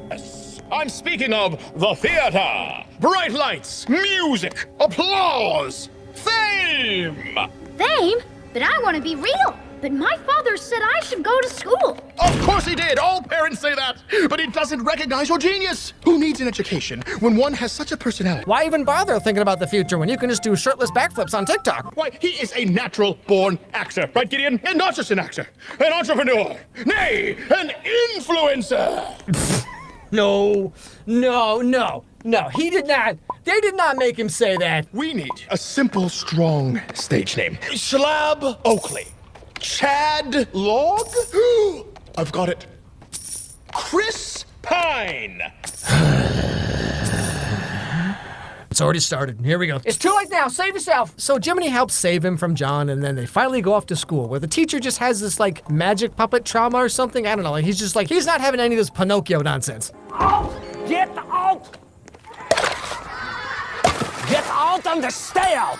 School is for real children, not the ridiculous puppets. How is that your reaction to a magic talking puppet? Like, you'd think he'd be at least like, huh, that's different. I wonder what this is all about. But no, like 3 seconds in, he's like, I know, sir, it's the 3rd time this week. I ain't putting up with none of these shenanigans. And so with no other choice, Pinocchio heads off with Honest John to join the puppet show. Now, in the original movie, the owner guy, Stromboli, he's like I don't know what or who he's supposed to be, but it's 1940s Disney, so I'm just gonna assume the worst, okay? This is probably something horrible. I mean, I don't know what these lips are getting up to, but it cannot be good. Although the man is like quadruple cheeked up, so you know, feel about this how you will. But then this movie, he's just like the dude who hits on 16-year-olds at music festivals and like has the age of consent of every country in the world memorized. Now we also meet a new character in this movie, Fabiona, who always wanted to be a ballerina, but guess who has a tragic backstory? And she's stuck working a ballerina puppet named Sabina. Not unless I can figure some way out of this 2-bit small-time sad excuse for a puppet show. You haven't met Sabina yet, have you? I think you two could be friends. She looks like she has strong legs. What kind of line is that, Pinocchio? Although, to be fair, I didn't really know how to talk to girls either till I was like 21. You know, like the one time I got to dance with a girl at homecoming because she like lost a bet or something, and it was like, wow, your teeth sure are really white. You probably brushed them, I assume. Well, what do you know, so do I. I guess we're soulmates now. Then we get to the very well-known Got No Strings song, you know, right in the middle of it, this sultry, like, Jessica Rabbit puppet just flashes Pinocchio. What kind of puppet show is this? And when are you coming to my town? But then, of course, after the show, Pinocchio gets locked up and Stromboli takes all the money because show business is bad and you should just go to school, kids. I mean, hey, schools would never swindle you out of money. We also learn that Fabiona is overworked and underpaid, and she and the other puppeteers are planning on getting rid of Stromboli and taking over the means of production themselves. When we get to the next village, we puppets and puppeteers are going to take back the money Stromboli stole from us and escape. Escape? You know, it's kind of cute how Disney makes these movies about like pro workers' rights and unions and stuff, and then in real life they like underpay their sweatshop VFX artists and bust up unions all the time. But hey, what do you know? Look, see here, we have two women kissing for like half a second in the Buzz Lightyear movie. Haha, look over here. Then Jiminy shows up to save the day, and Pinocchio learns that when he lies, his nose grows, which is supposed to be a bad thing, but like by lying, he's able to get the key to the cage.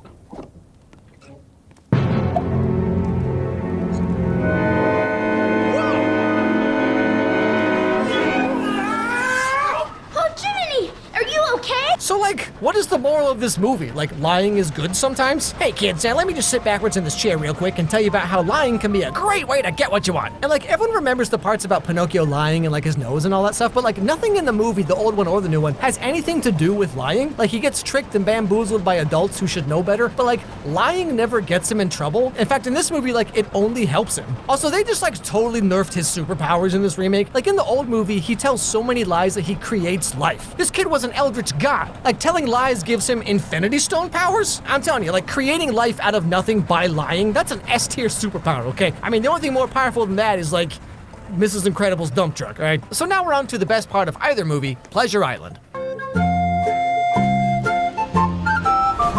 After he escapes Stromboli, this is where the remake differs a lot from the original. In the original movie, we find out that there's this huge underground child trafficking ring that picks up kids who skip school and takes them to some place called Pleasure Island, and possibly the most horrifying scene of any movie ever. How would you blokes like to make some real money? I'm collecting stupid little boys, and I takes them to Pleasure Island. Pleasure Island?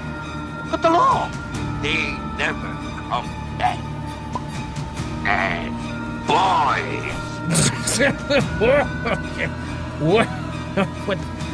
What the heck was this movie? And so then Honest John and his buddy kidnap Pinocchio again and send him off to the island. But in the remake, he just gets picked up off the street randomly for no reason. You gotta be careful, because sometimes when peers get in a group, they like to pressure.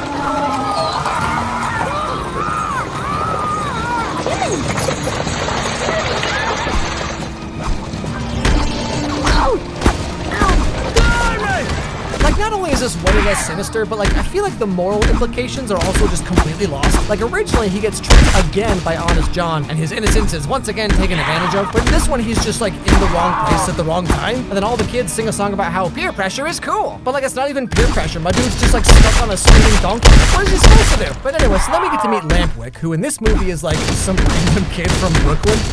I'm Lampwick. What's your name, Flats? My name's Pinocchio. So what's your story, Flats? Why are you made out of wood? In this tiny Italian countryside village? Who is this child? What are you doing here? In the original movie, at the very least, Lampwick had a very obvious tragic backstory of you know, being a redhead. But like, what's this kid's deal? But all the same, Pinocchio gets taken to Pleasure Island. Now, Pleasure Island in this movie is another big change from the original, because like back in the 1940s movie, okay, like this whole part is so absurd by today's point of view. Like, they're all smoking cigars, which of course come from like a giant Native American statue. They're drinking moonshine out of some guy's toilet. They're playing pool. And like, there's this one part where Pinocchio just completely fries his brain on the biggest stogie of all time. I'm telling you, this part is just completely insane. But Pleasure Island in the remake is just a bunch of kids drinking a root beer, which they very clearly want you to know.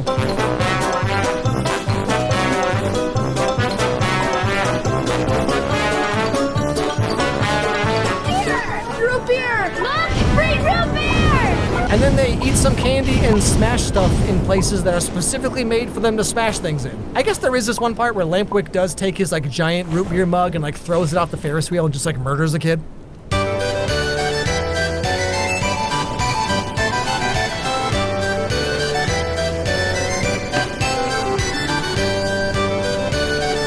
But yeah, so all these kids are supposed to be like total degenerate, you know, the dregs of society, because they like soda and candy and relieving stress through physical activity. That's right, everybody. See, the real problem with society these days is, you know, too many kids like having fun. No, sir, not on my watch. Kids are supposed to go to school, get paddled, and then go work in the coal mines or something. I don't know. But like, real talk here, this Pleasure Island place looks pretty awesome. But then it gets like really dark when the guy in charge can just like summon these evil smoke monsters, and then when kids get turned into donkeys, they just get like thrown down this 200-foot shaft.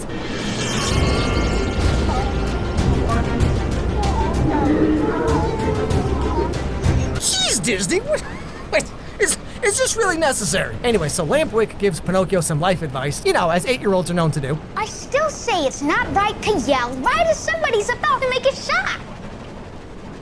Get over it.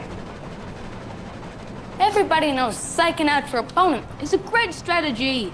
You gotta do what you gotta do to win. Yeah, you see, it's all about that Sigma mindset. You should buy my book. It's called 14 Steps to Deprogram Yourself from Society. And stop being a beta soy boy, but also only hang out with dudes and not women, because women suck, but also you need to have a lot of women to be cool or something. I don't know, don't think too much about it. Just give me money, please. And so after a while, Lampwick discovers his persona, and Pinocchio escapes the island thanks to Jiminy once again. And we find out that Geppetto has sold all of his stuff to buy a boat to find Pleasure Island himself to save Pinocchio, because that sassy seagull from before told him he was there. And this brings us to the final part of the movie, Monstro.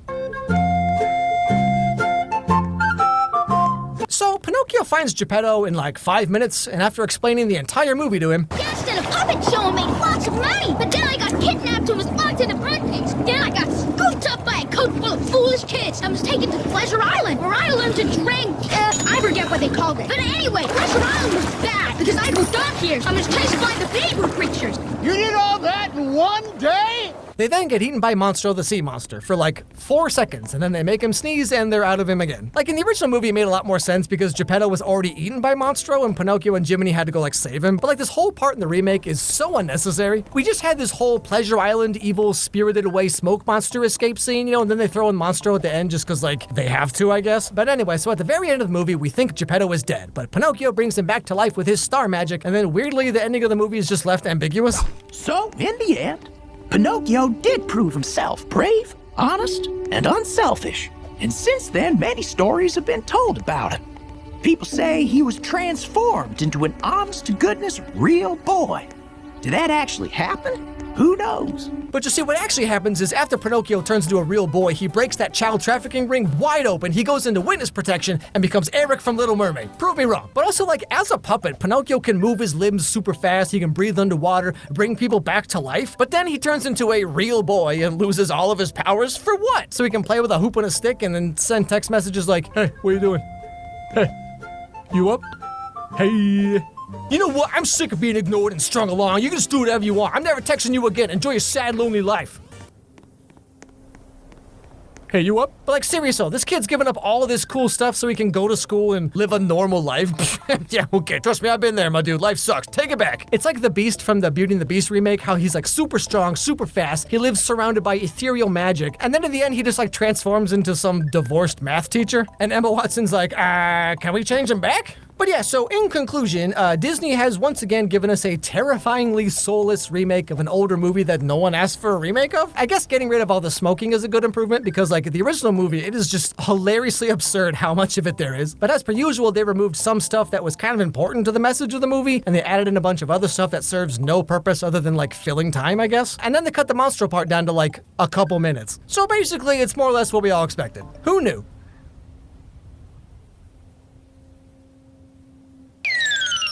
Well, looks like it's time once again for another episode of Allegedly grown man watching a kid's show. Now, just to be clear, I have zero nostalgia for the original Matilda. I never watched it when I was a kid because it was a girl movie and full of cooties, which is kind of ironic given how, now as an adult, my favorite things to watch are rom-coms and teen drama nonsense, so joke's on me, I guess. And actually, I saw it for the first time ever, almost exactly a year ago. So whatever it is I say about the new Netflix remake, musical thing, whatever, TM, has nothing to do with, misplaced nostalgia or longing for a simpler time in life. Before, my life was just all about me being woken up every morning by, 3 cats and a dog just being But anyway, so on Christmas Day, of all days, Netflix released their updated for 2023 Matilda remake called Roald Dahl's Matilda the Musical. Now, this is actually just the movie version of the Broadway musical that started in 2010. So really, this movie is kind of the update to the update to the update of Matilda. It's just Danny DeVito's all the way down. Now, having done a video about Matilda a year ago, I figured I'd give this new one a watch and see how it compares to the book and or the original movie from 1996. So to start off with, I'm going to talk about what I liked about it because, everyone thinks I just hate everything, which to be fair is true. But for just a second, let's try some of that newfangled positivity.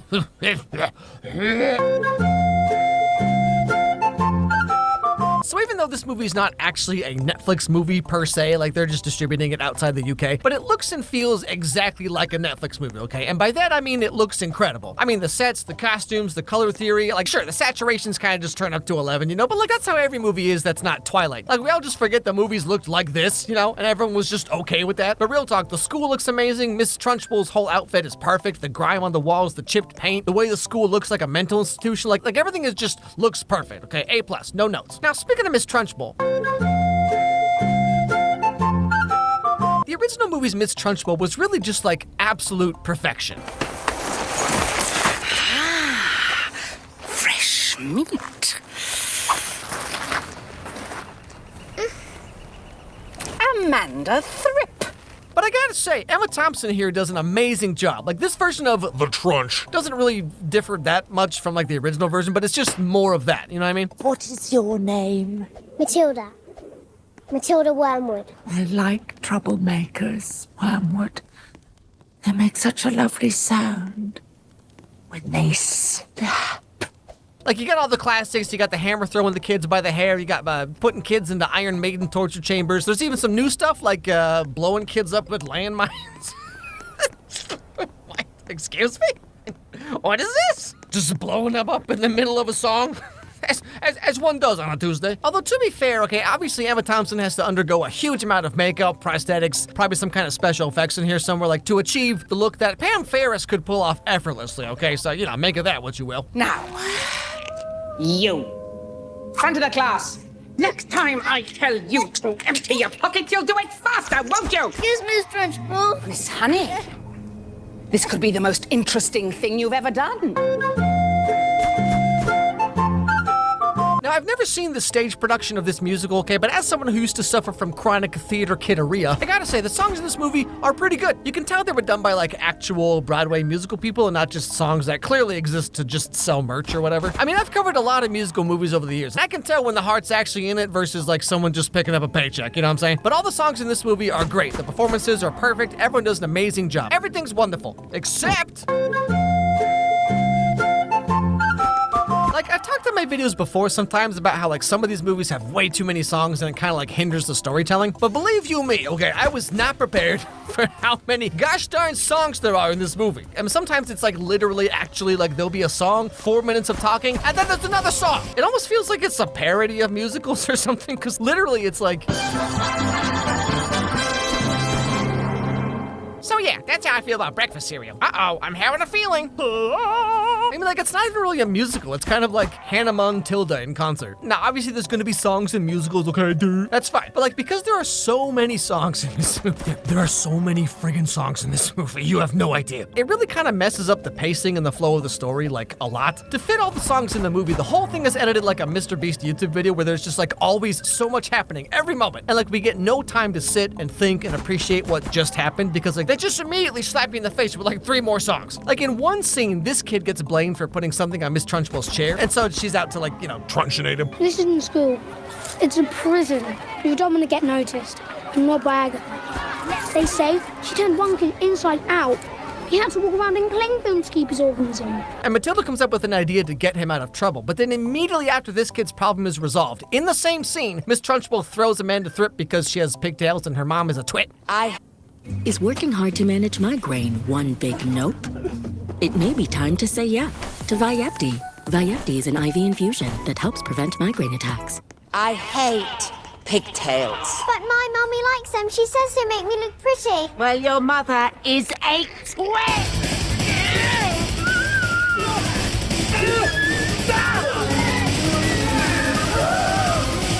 And then instantly after this, again, in the same scene, she has like a standoff with Matilda. So like, this movie's 2 hours long, okay? Over half the movie is spent singing all these songs, and then a big chunk of the rest of the movie is spent on this new plot thread where like Matilda comes up with her own story thing, which I'll talk about in a second. So the rest of the actual Matilda story is so rushed and truncated that like you get no time to breathe or think about anything. And like some of the songs have nothing to do with anything anyway. Like there's this one random song about how like the kids can't wait to grow up so they can eat candy whenever they want, which, you know, I gotta be honest, here, okay? That's like the only good part of being an adult. Because like the rest of it's just spraining your shoulder because you slept on it wrong or throwing your back out because you sneezed too hard. That's always a fun one.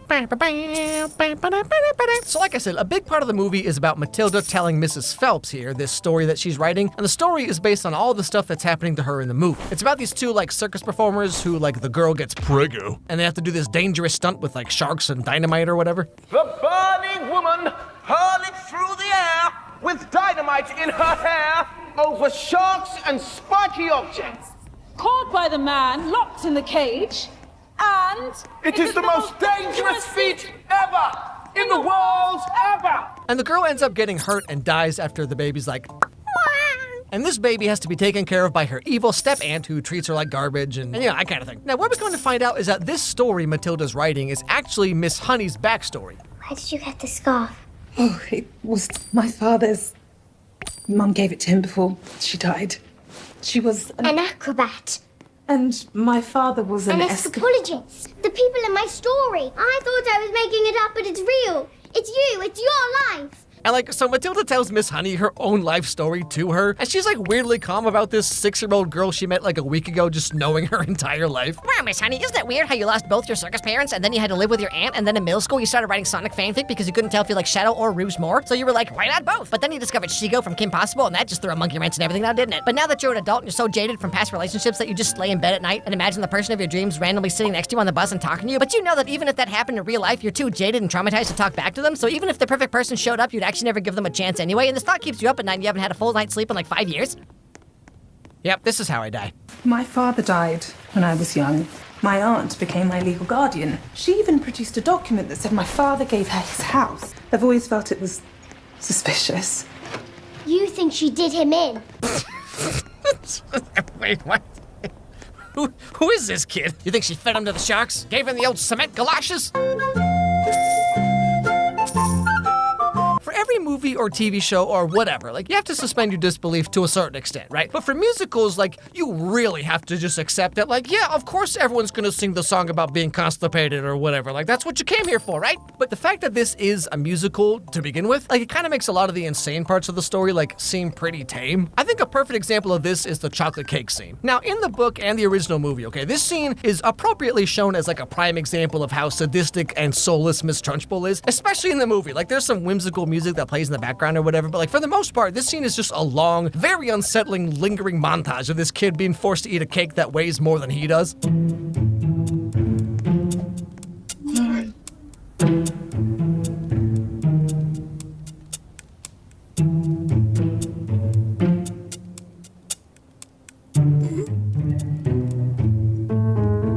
But in this new movie, like, the kid eats the cake, and in the background, all these kids are doing this huge over-the-top musical number that is somehow more absurd than the actual eating of the cake itself. So, like, not only are there way too many songs in general, but like some of them I feel like actually take away from the movie and make things like the chocolate cake scene or even Miss Trunchbull herself seem very tame and just kind of silly. The 1996 Trunchbull was this like eldritch horror that would just like randomly show up and feast on the souls of children. But this new one just kind of feels like a weird, silly lady sometimes because of the songs. Outside of this, like I said, I think she's portrayed very well. But when she's singing about horses or doing whatever in the heck this is supposed to be, like, I don't know, man. She just kind of loses some of her edge a little bit.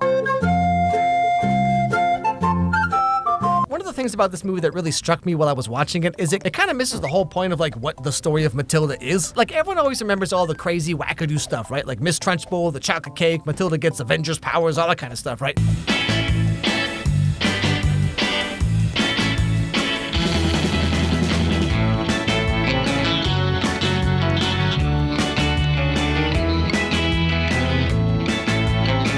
But the actual story of Matilda is about this quiet, timid little girl who's mistreated by her parents, and she finds solace in books because she can read about all the places and things that she thinks she'll never get to see or do. But then she meets Miss Honey, who's an adult who gives her respect and kindness and makes her feel seen and heard and all the stuff that she's been looking for her whole life. And this helps her become more assertive and trust in herself more because she's been beaten down by her parents for so long. But this movie just kind of skips all of that. Like, right first thing, Matilda's whatever age she is, like, slight tangent, but like when she and this other new girl in the same class go to school for the first day, the other girl brags about how she knows her ABCs. Who are you? We're prefects. We're here to take you to class. So, we're going to start learning? Oh, you'll start learning, all right. Great, I already know the alphabet. But then later the same day, Miss Honey gives all the kids a full-on chapter book that she says is written for 9-year-olds, but she wants to see if the kids can read it anyway. So like, are these kids supposed to be 8? Because there's like a huge difference between 8 and 5. But if that's the case, then why are they in the lowest grade form or whatever it's called, and this girl's bragging about her ABCs? How old are these kids? Anyway, so we start right off with Matilda being 5/8 and already loving books, okay? But like, we have no frame of reference for why she loves them. Like, she says this. It's not your favorite thing. It's okay. What I really like is reading. It's like a holiday in your head.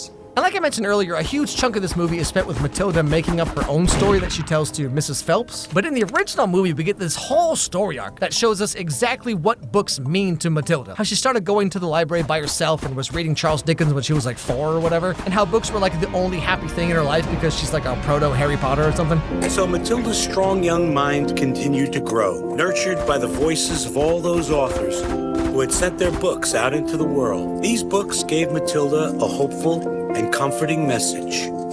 You are not alone. And in tandem with this, we also get a very detailed look at why her parents are bad parents or just horrible people in general. But because, like I said, there's a song every like 4 minutes in this movie, and also with all the new stuff they added, the setup of who Matilda is and who her parents are, like, it's just skipped over and completely lost. Matilda in this movie is just like some kid who likes books and math. Like, she's just like some nerd. And like her parents in this movie barely get any screen time anyway, but really they're just mean and call her names. Big stupid. But like I was saying, in the original movie, we get a very clear picture of just like how messed up Matilda's family is.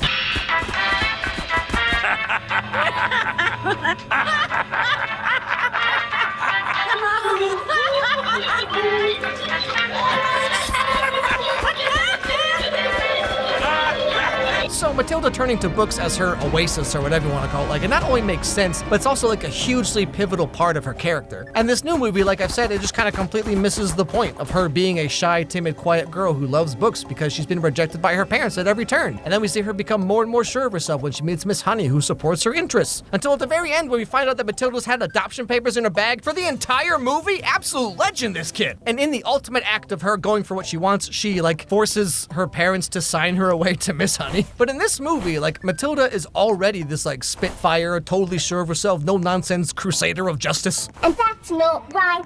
You can't just change the rules. That's not right. It's cheating.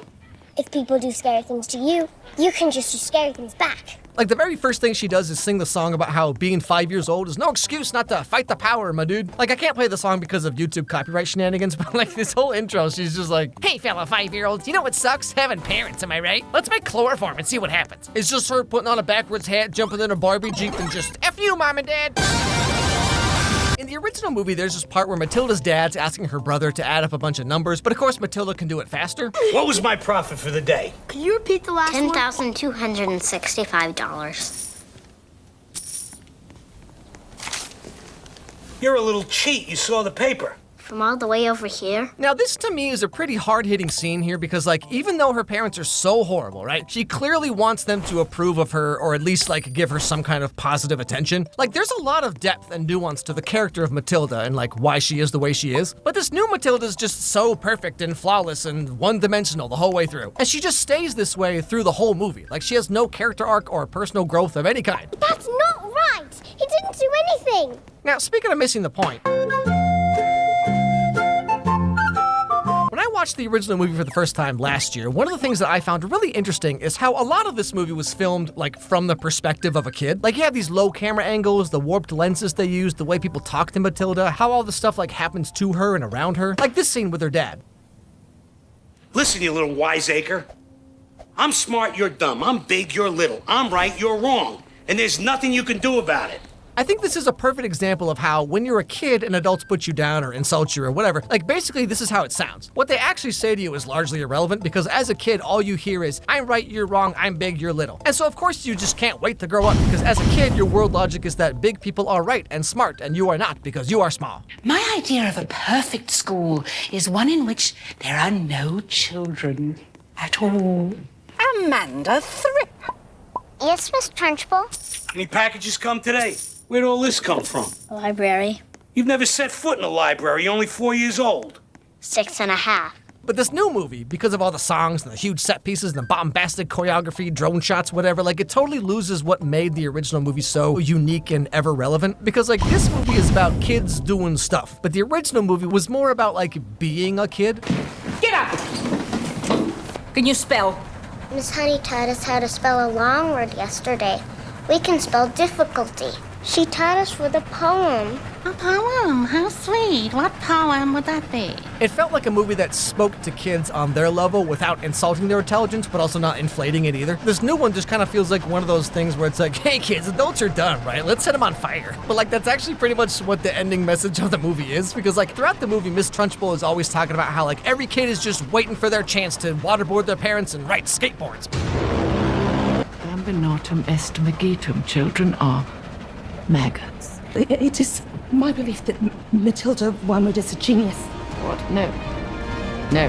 Haven't I just told you she is a gangster? And then after they finally get rid of her, like the big ending song and dance number is just all the kids singing about how they're gonna vandalize the school and give all the teachers like wedgies and stuff. Like they spend the whole movie trying to get rid of Miss Trunchbull just to prove her right anyway. The way things play out in this new movie, it's like the moral of the story is children are psychopaths, but actually yes. Okay, so I just want to reiterate here that on its own, in a vacuum, I think this movie's pretty good. The songs are great, the performances are top-notch, set design, costumes, everything is great on the surface. But I feel like it suffers from the thing that like a lot of entertainment is now, where everything's so big and bombastic and it's like, look at the graphics and the CG and the Spider-Man's in the space. But like if you dig even just like a little bit below the surface, you find out that there's really not a whole lot there. The movie has huge sets and big music numbers, and the end of the movie is like this Elden Ring boss arena where Miss Trunchbull builds chokies for every kid in school, and then Matilda uses her superpowers to make a demon spirit out of chains. It's a whole crazy ride. I'll be back, Mr. Cloud.